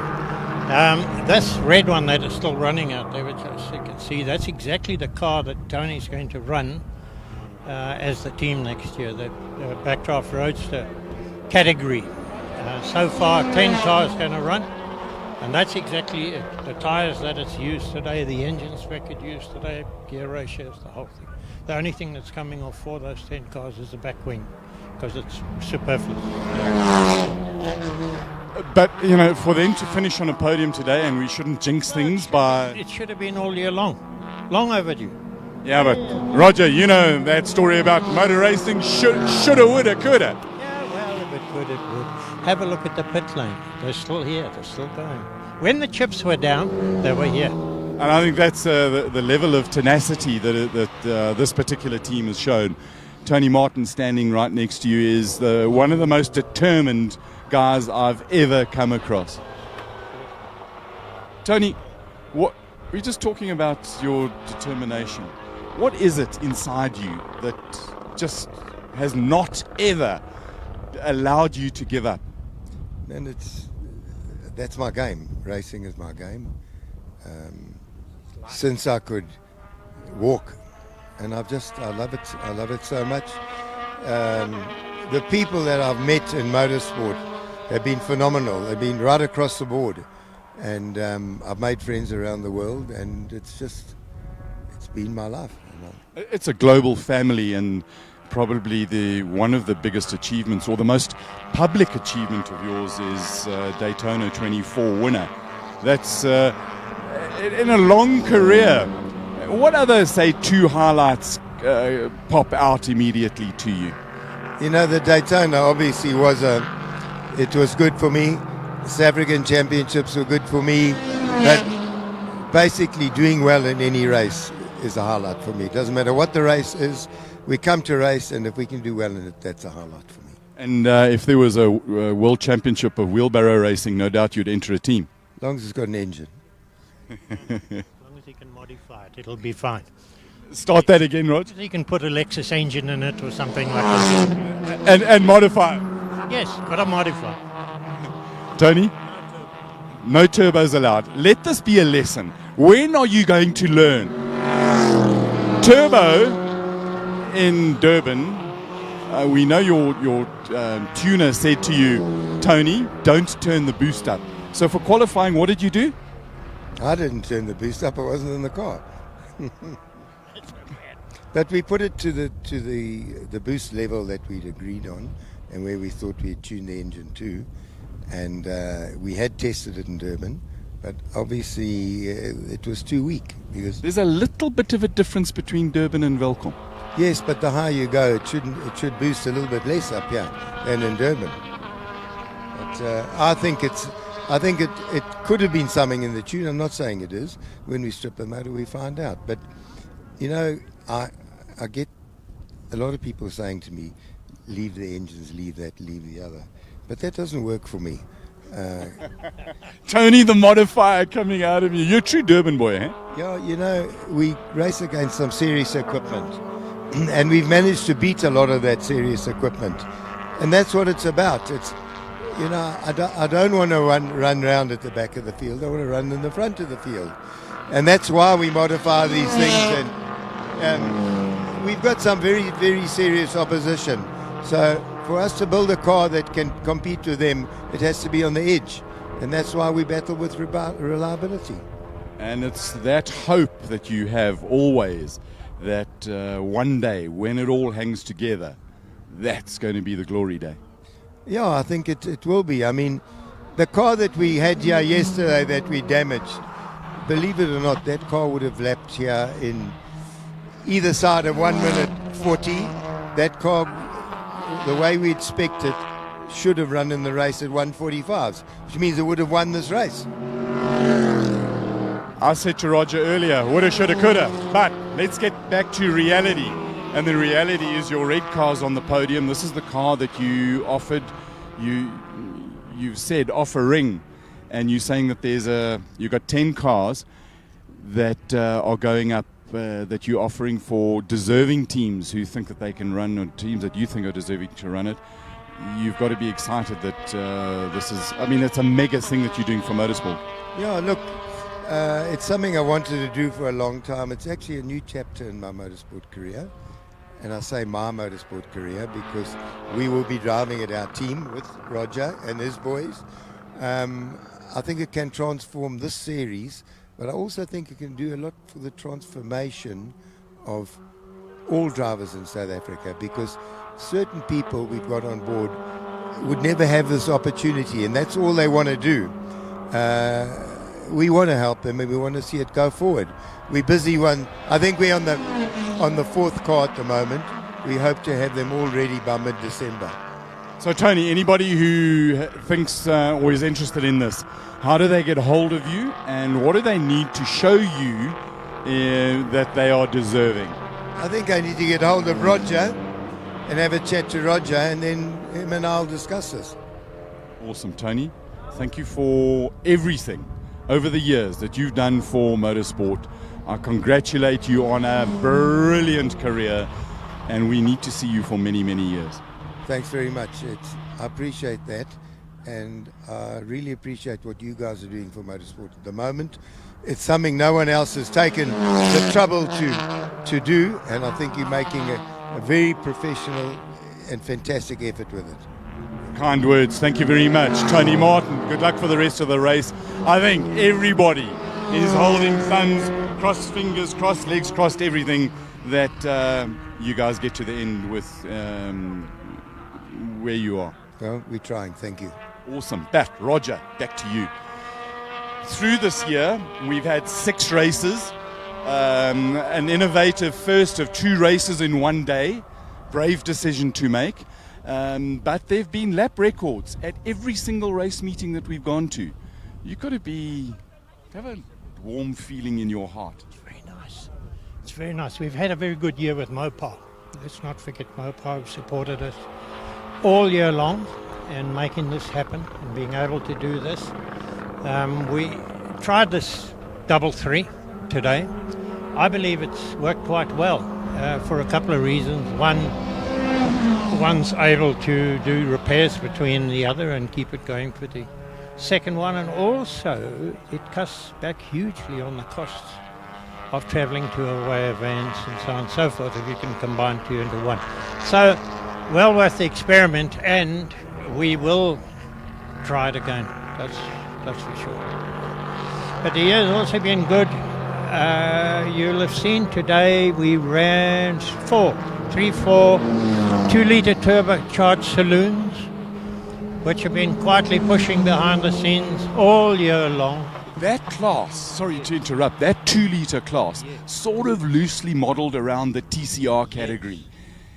There's huge excitement because now with the GTC 2 cars that Volkswagen have been running this year, they are that class B, can only grow. Well, I hope so, and you could also make the Class 1 cars, because don't forget that the GTC 1 cars were built as endurance cars to do Bathurst in Australia. Okay. They modelled on the Mark cars that come from Australia that run at Bathurst. Yeah, from outside of Brisbane, and they were built initially with mine do Bathurst and stuff like that, and I think it would be a very nice idea to have those cars racing here as well. So guys, anybody from GTC, send them the message. Get your act together. Bring some cars for endurance. But I think we'd have to insist on V8s though. This is getting political now. I think I should go home now. Rog, you know how this goes. We don't care about politics. We say it from the heart. Should be V8s. Okay? And Tell you what, they do a wonderful job here, and they could easily, for example, today have won this thing overall. That's without question. Then we've looked at the saloons. Those 2 litres will grow and grow. What did we have today? We had Mini, we had Polo, we had a Honda, we had Alfa Romeo, and we had a Honda. Yeah. And the Honda has cleaned it up. Well done, the youngsters from Cape Town. The kids from Cape Town. They've done a fantastic job. Rog, can you, Greg? We've got to look at the sports cars, the Nashes. Most of them are still running. In the sports, Greg wants to ask a question, but just while we're on the sports cars, somehow, through a race, you get a car that sort of becomes I won't say a favourite, but hey, you get a soft spot for a car. The plastic pig has been my soft spot car. It's not a plastic pig. Roger, it's a plastic pig. There's a yellow plastic pig. Yeah, the yellow plastic pig. Oh, that's the old... the right car. The right car. Yeah, that's the car that crept into my heart. That's a plastic pig. It did a 49 here over the weekend. Okay, so officially we should call them Sports 2000. That kind of motor car, that and the Nashes and so forth. And at the beginning of this year, if one of them finished the race, we were doing well. Today, all of them are running, literally. I think we lost one to something or other, whatever it was, something minor. Yeah, so that's developed well. The saloon cars are developing well. We need bigger saloon cars. The Ligiers, if you look out on the track at the moment, there's a new car that came along was leading this race. The talent. Rog, before we go on, Greg Maloney's he's up in the commentary box. He's got a question that he wants to ask. So Cole, basically want to find out is going to tell me the plans for next year, because I know there's a big look to incorporate some of the cars that are currently running the Extreme Festivals, Extreme Supercars. What are the plans for next year, and how are we going to incorporate them into the two series? Roger, Greg's basically asking the plans for next year and the possibility of a GT series running in conjunction with the South African Endurance Series. Can you tell us a little bit, give us some news on that? All I can tell you is that it's on the cards, based around GD3, to run in conjunction with the Extreme Festival and this series. A series of sprint races with the Extreme Series and 1 hour events here with us. That sounds like absolutely magnificent fun. Come on, Rog. I'm sure we can twist your arm to get some more info. Tell you more later. How much later? In a couple of hours? No, 2 months. Afraid. Your watch? I see you've got the new watch from Mark Gold, the Invisi watch. I like those. Yes, they're very nice. Right. I've got 15 minutes of racing left. We're going to go to Greg. Greg, talk us through the last minutes of racing. Yeah, we've got 13 minutes to go, Cole, so still a bit of work to be done out there on the track for the 9 cars that are circulating and the one that's waiting in the pit lane to make its way out in about, I'd probably say about 7 minutes' time. Trevor Bland will fire that Polar up, and hopefully it does fire up, and he can go out just to circulate and take the checkered flag to score points and get himself a 3rd place in Class B for himself and, of course, his co-pilot, Cara Hill. So not a bad effort there from the young lady if she comes into her first official endurance race. Has a little bit of issues with maybe not checking how many tyres they needed and logistics on the team, but needless to say, still going to score a 3rd overall in Class B here today and possibly score their first championship points in that car as well, which is great to see.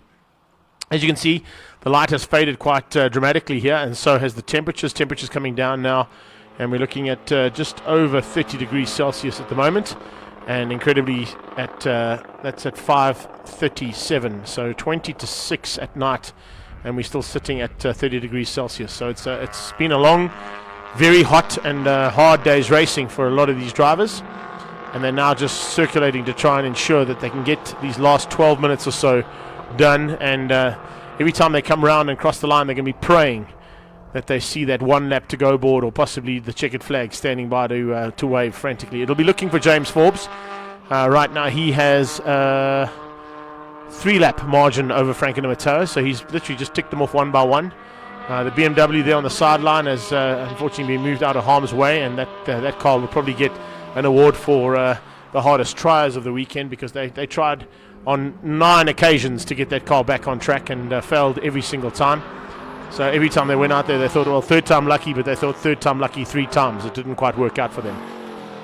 So we're also going to be watching out, of course, for the pit lane to close, because we did have a bit of an issue in the first race, or round 5 of this championship, where the pit lane closed early, and Gerald Wright and Dean Wilson made their way out onto the track after the pit lane had closed, and that, of course, cost them the championship in the endurance championship in terms of index of performance, and gave what you just heard now from Roger and from Colin, the kids from Cape Town, Brian Evans and Marcel Angel's 2 boys.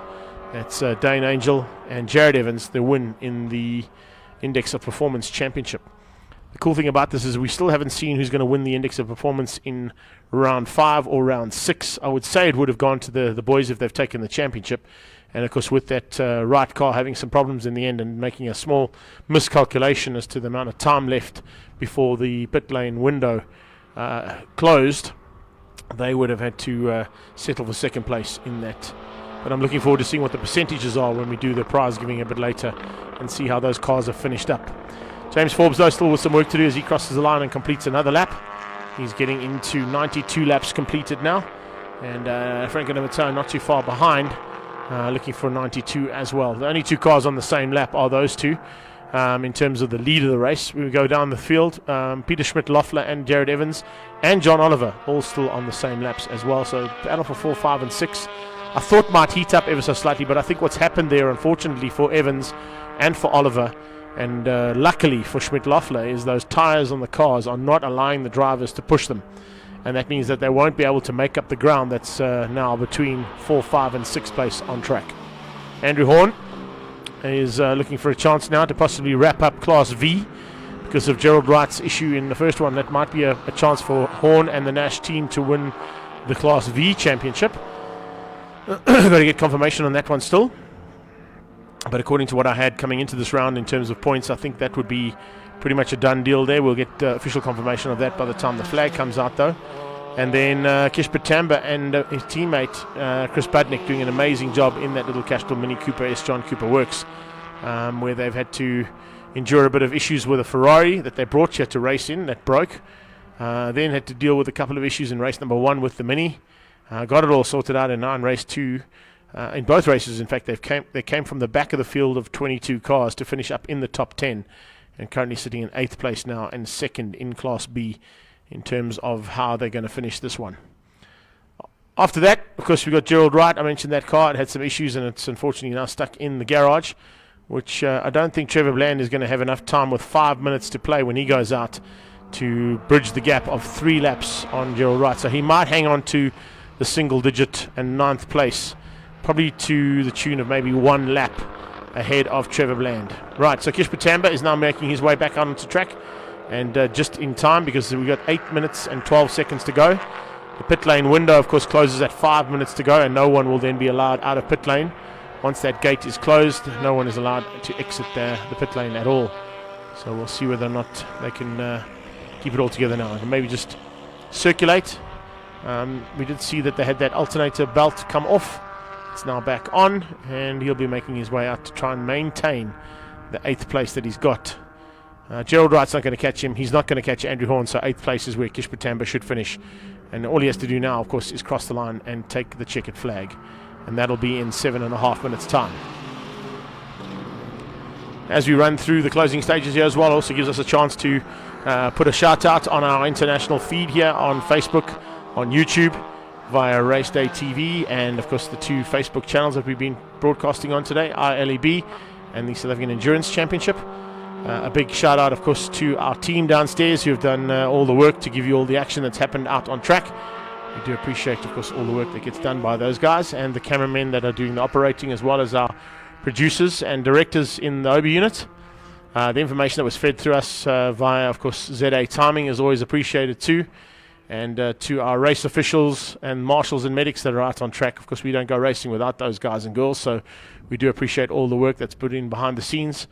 To the Phakisa Freeway for hosting us once again. I know that the last time I was here with the Phakisa Freeway and with the Extreme Festival, a lot of interest being shown yet again by the Free State government, and particularly the local government here of Letputjwala. They're looking for a chance to put a bit of money back into the circuit, hopefully for 2020, and just revive it ever so slightly. There's a few little things that need a coat of paint and a bit of spit and polish to bring it back up to its former glory when MotoGP was here. But if the local government are behind that, hopefully we'll get that all sorted and we can come back here and play. A lot of guys will probably be praying for a resurface after the amount of tyre degradation that happened out there today. So that, of course, is an expensive outing. Hopefully we'll be getting something similar to that sorted in the very near future. But once again, to all of our sponsors that are involved in this series, the big one, of course, being Mopar. We do appreciate all the support that you guys have given throughout the last couple of seasons, and we're sure that you've enjoyed the kind of leverage you've got out of the live stream coverage we've given you via all the races we've done this year. And, of course, the 6 rounds have been some of the most epic races I've had an opportunity to comment on. So looking forward to more of the same next time. We've got about 30 seconds until that red flag comes out at the end of pit lane. And the Polo has still not fired up. So, Colin, are you down there? Maybe go and quickly see with now less than 30 seconds. The Polo is on the trailer, so it looks like it's not going to make it out. So Trevor Bland and Cara Hill are going to have to settle for 10th place. That's a pity. So there's only 8 cars now circulating. Gerald Wright is still stuck in pit lane.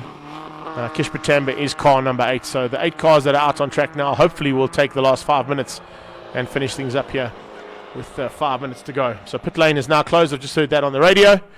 No more cars going out. And in fact, they're actually going to slam the gate locked so that no one tries to jump the gate, and the fact that the gate is now completely closed. So not only taking that green flag down and putting a red flag in its place, we're going to actually physically close the gate as well and stop all cars exiting pit lane now. COC's down there just to make sure that no one tried to jump the gun as well, because he did get caught out with that one ever so slightly. But of course, Eric Schultz has done an incredible job all season long as our official COC. He's also the official COC for the Falcon Polo Cup on the National Championship Circuit Racing. So he'll be heading home to PE. His boys actually were racing in the regional karting series down there, and I think one of his sons went 3 for 3 in terms of victory. So he sacrificed the opportunity to watch his son win kart racing today to be here and do the job he's done, and then the phenomenal job he's done as well. We do appreciate all that help, and of course we do appreciate all of you being here too via our live stream, and the support, the comments, and of course all the likes and shares that you're going to be doing later on as you get back to your respective hometowns and rewatch this footage and enjoy some of the action that's happened out on track here at the Phakisa Freeway. So with 3.5 minutes to go now, it's literally just time to seal the deal. And the deal, of course, is going to change the overall championship up. James Forbes, being at the front end of the field there on the graphic, you can see, along with his teammate Fritz Kleinans, are going to overtake Michael Jensen for second in the championship. So they will share second place in the championship. Michael Jensen will drop down into 4th place in the overall championship, but his teammate, of course, Nick Adcock, has already wrapped that up in race number 5, the first race of the day that we brought you earlier on. McLaughlin did a fantastic job. Look at the lap time there, 52.849, currently lapping in 56 dead, so good indication of what those backdraft roadsters can do, and those are the cars we've been speaking about all day long, and the fact that there's going to be 10 of them available next year to be raced in. Schmidt Loeffler, top of the Nashes today.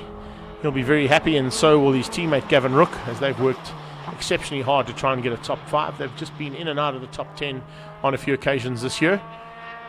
This will certainly be their best finish ever in that Nash Sport. And of course, it's the top Nash Sport of the day as well, beating out John Oliver and Andrew Horn. Andrew Horn, with his finish in 3rd place, and with the demise of Gerald Wright down to 9th, should secure the possibilities of Andrew Horn and Howard Blake taking Class V. It's unofficial, of course. We're going to wait for the confirmation of those results, and they'll be posted later on. Jared Evans, winning Class B today, will definitely secure that Class B championship over the Alpha of Keegan Ward and Theo van Vuren. So that's 2 victories today for the Alpha, for the Honda, I should say. And unfortunately, the 2 Alphas with a bit of damage to both cars and some work to be done. But as you heard from Theo, they're looking to build some new cars for next year, and will be in and out of the championship next year, not a full-time competitors. And we do thank them for all their support, and of course for some great racing through the year. And to all the teams, of course, we've had some great teams that are involved. Guys from Cape Town, from PE, from East London, they've all come to be part and parcel. Not all of them made it out to the final round. It's usually the case with the final round, particularly when you're looking at the end of the season and have to do some travelling. Lots of guys don't make that final round due to the fact that the costs are so high. But if you look at the way things are going, hopefully next year, with the changes that are in place, the plans that are in place, very good possibilities that we're going to be seeing a whole new look and feel to the South African Endurance Championship next year, with a GT3 category being brought in, and of course incorporating 5 of those races, I believe, into the South African Endurance Championship, and 5 of those races into the Extreme Supercars, which form part of the Extreme Festival. So it'll be really nice to see how that all goes. A minute to go now, so we're literally going to stand by. You can see Mike McLaughlin just really circulating slowly down that straight. Maybe a fuel issue there for McLaughlin because he was pushing the car so hard. But he's got going again as he heads down into turn 1 in the backdraft Cobra. But as I said, we're now looking for James Forbes. Now I wonder if Forbes is going to realize that he's only got a minute to go. Maybe they got the pit car radio to say, listen, just take it easy on this last lap. We don't need to push the car any much further than what it has to do. And maybe let's try and get as little laps as possible, as opposed to as most laps as possible in this last minute. He is going to complete 98 laps, so they're just 3 laps short of 100 laps in the 3 hours, which is a phenomenal effort considering the heat and the amount of pressure that's on the tyres out there. Dimato's still got to do another lap. He's crossed the line, so he'll have to do another 4.2 Ks. And as they come through there, I'm just looking to see if I can pick up on the leader, just to give our crew a chance to see when that checkered flag will be hoisted. And the final round of the Mopar South African Endurance Series will come to a close with James Forbes and Fritz Kleinans looking to take the victory.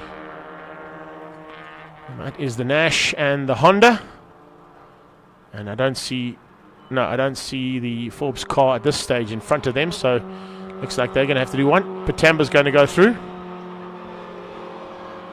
There he goes down the back straight right now. So he's about to come down into Gielkop, and we'll follow him to the line. So James Forbes and Fritz Kleinans are going to make it 3 wins out of the 6 races.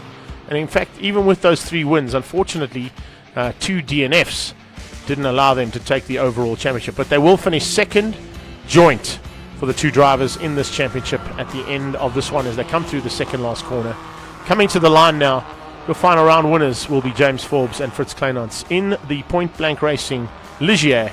And the flag's out for the final time this season. A big congratulations there, as you can see from the pit wall. A lot of tired people out there. They've worked hard both in and on the track and around the track to ensure that these cars have had a chance to finish up. So it's James Forbes and Fritz Kleinans. The Italian Stallions will be not too far behind them. It's Franco Di Matteo and Romano Sartori. In their second time of asking, they are going to be finishing up in second place overall for the AMC team. So that is a phenomenal effort as well, and definitely a force to be reckoned with, I think, if they can keep up the kind of consistency they've had over the last 2 rounds of the championship. They cross the line now. Di Matteo at the wheel, and happiness there in Team AMC as they cross the line as well for second place in Class S. GT5s will be Mike McLaughlin. Here he comes, and third place overall with lights ablaze, and some happy people on the side of the wall as well there for McLaughlin's efforts there in the last stint for his team.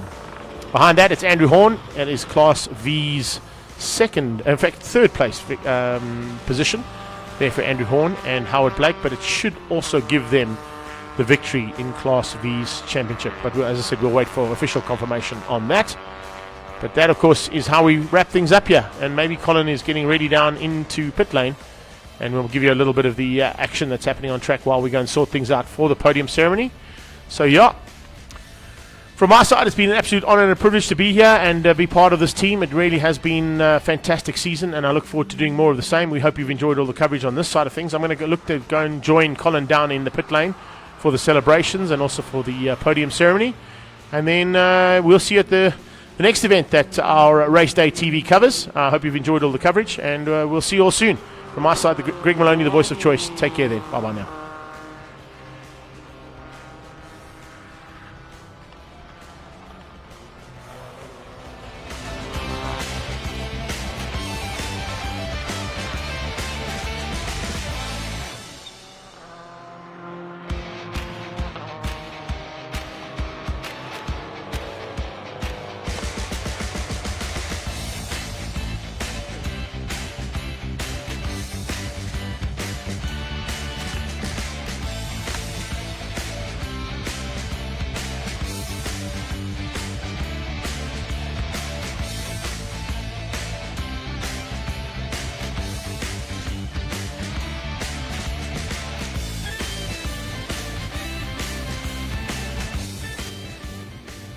Well, wow, what a race. It was absolutely, this was the most brutal race ever. Here they come, the first and second overall. We're going to line them up. We're going to talk to them. We're going to get the team. James Forbes, Fritz Kleinans, 333 Point Blank Racing, the AMC Racing, Romano Sartori, Franco Di Matteo, coming in second place. Third overall is Tony Martin's Happiest Dream, Backdraft Racing, brings it home. Third overall, Tony Martin and Trevor Graham. What an achievement. They have looked all year for it. Ruan, if you've got me, I've got third place man here. Franco Di Matteo, we saw the joy with your hands in the air as you crossed there. Have you got dirt in your eyes, or are you emotional? No, I've got dirt in my eyes this time. Yeah, but I am emotional. You know what? We tried hard, eh? Second overall, absolutely fantastic. Well done. Thank you, Colin. We tried hard, very hard. Thanks to my crew, my sponsors, Thank you very much, buddy. Awesome. We'll talk to you later when you're out of the car. Thank you. Good stuff. Right, our winner, Chicken Dinner, the tallest driver in the world. Let's get to James Forbes, our friendly midget. You haven't got out of the car yet. Congratulations. Thank you very much. Through the race, we spoke to you and how nervous you were, how happy. What does it feel like to bring this car home? Winner, Chicken Dinner. Fantastic. An absolutely awesome drive. Loved every minute of it. James, I want to hear that fantasticness in your voice. Fantastic. Yeah, there you go. I like it. No, a great day out, and thanks to all the team, and thanks to Fritz, patron Fritz, who did all the hard work in the beginning, just for me to polish off at the end. And thanks to the organisers of South African Endurance Series for a fantastic year of racing. Thanks FCA for sponsoring this year. Sorry you won't be with us next year, but thanks for everything. We're working on that. We're hoping there's still life in that FCA Mopar will be with us. Good. Thanks in particular to Roger Pierce, who I'm not sure whether he's with us today, but we wish him every strength. And yeah, great day's racing. Thank you. We want to find the big boy, the big man, your head honcho. There he is. Ruan, you stay here. I'm going round the back of the car. Happy Fritz. Big Fritz. Congratulations. You did all the hard work and you put the midget in the car and he brings you home. Well, you know, I said to James, because he never had the opportunity to bring a winning car home. I had it twice this year. So I said to James, go out and go and get it for us. It's a mega achievement. This is your third overall win this year. Unbelievable. And we had a second this morning, so we're over the moon. Congratulations, and we'll talk to you just after the podium. Thank you. Thank you. Awesome. Big man Fritz. And these guys.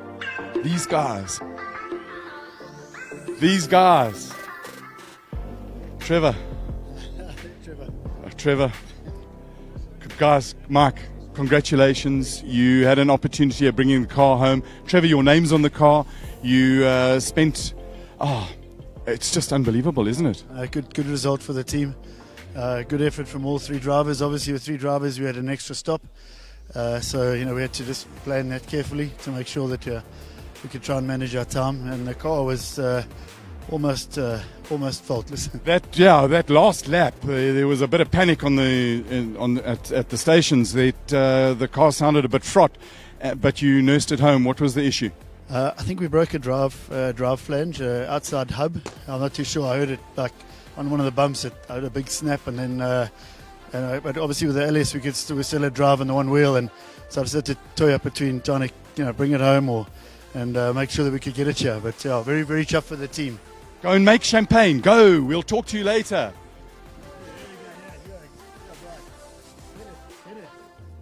Where's Tony?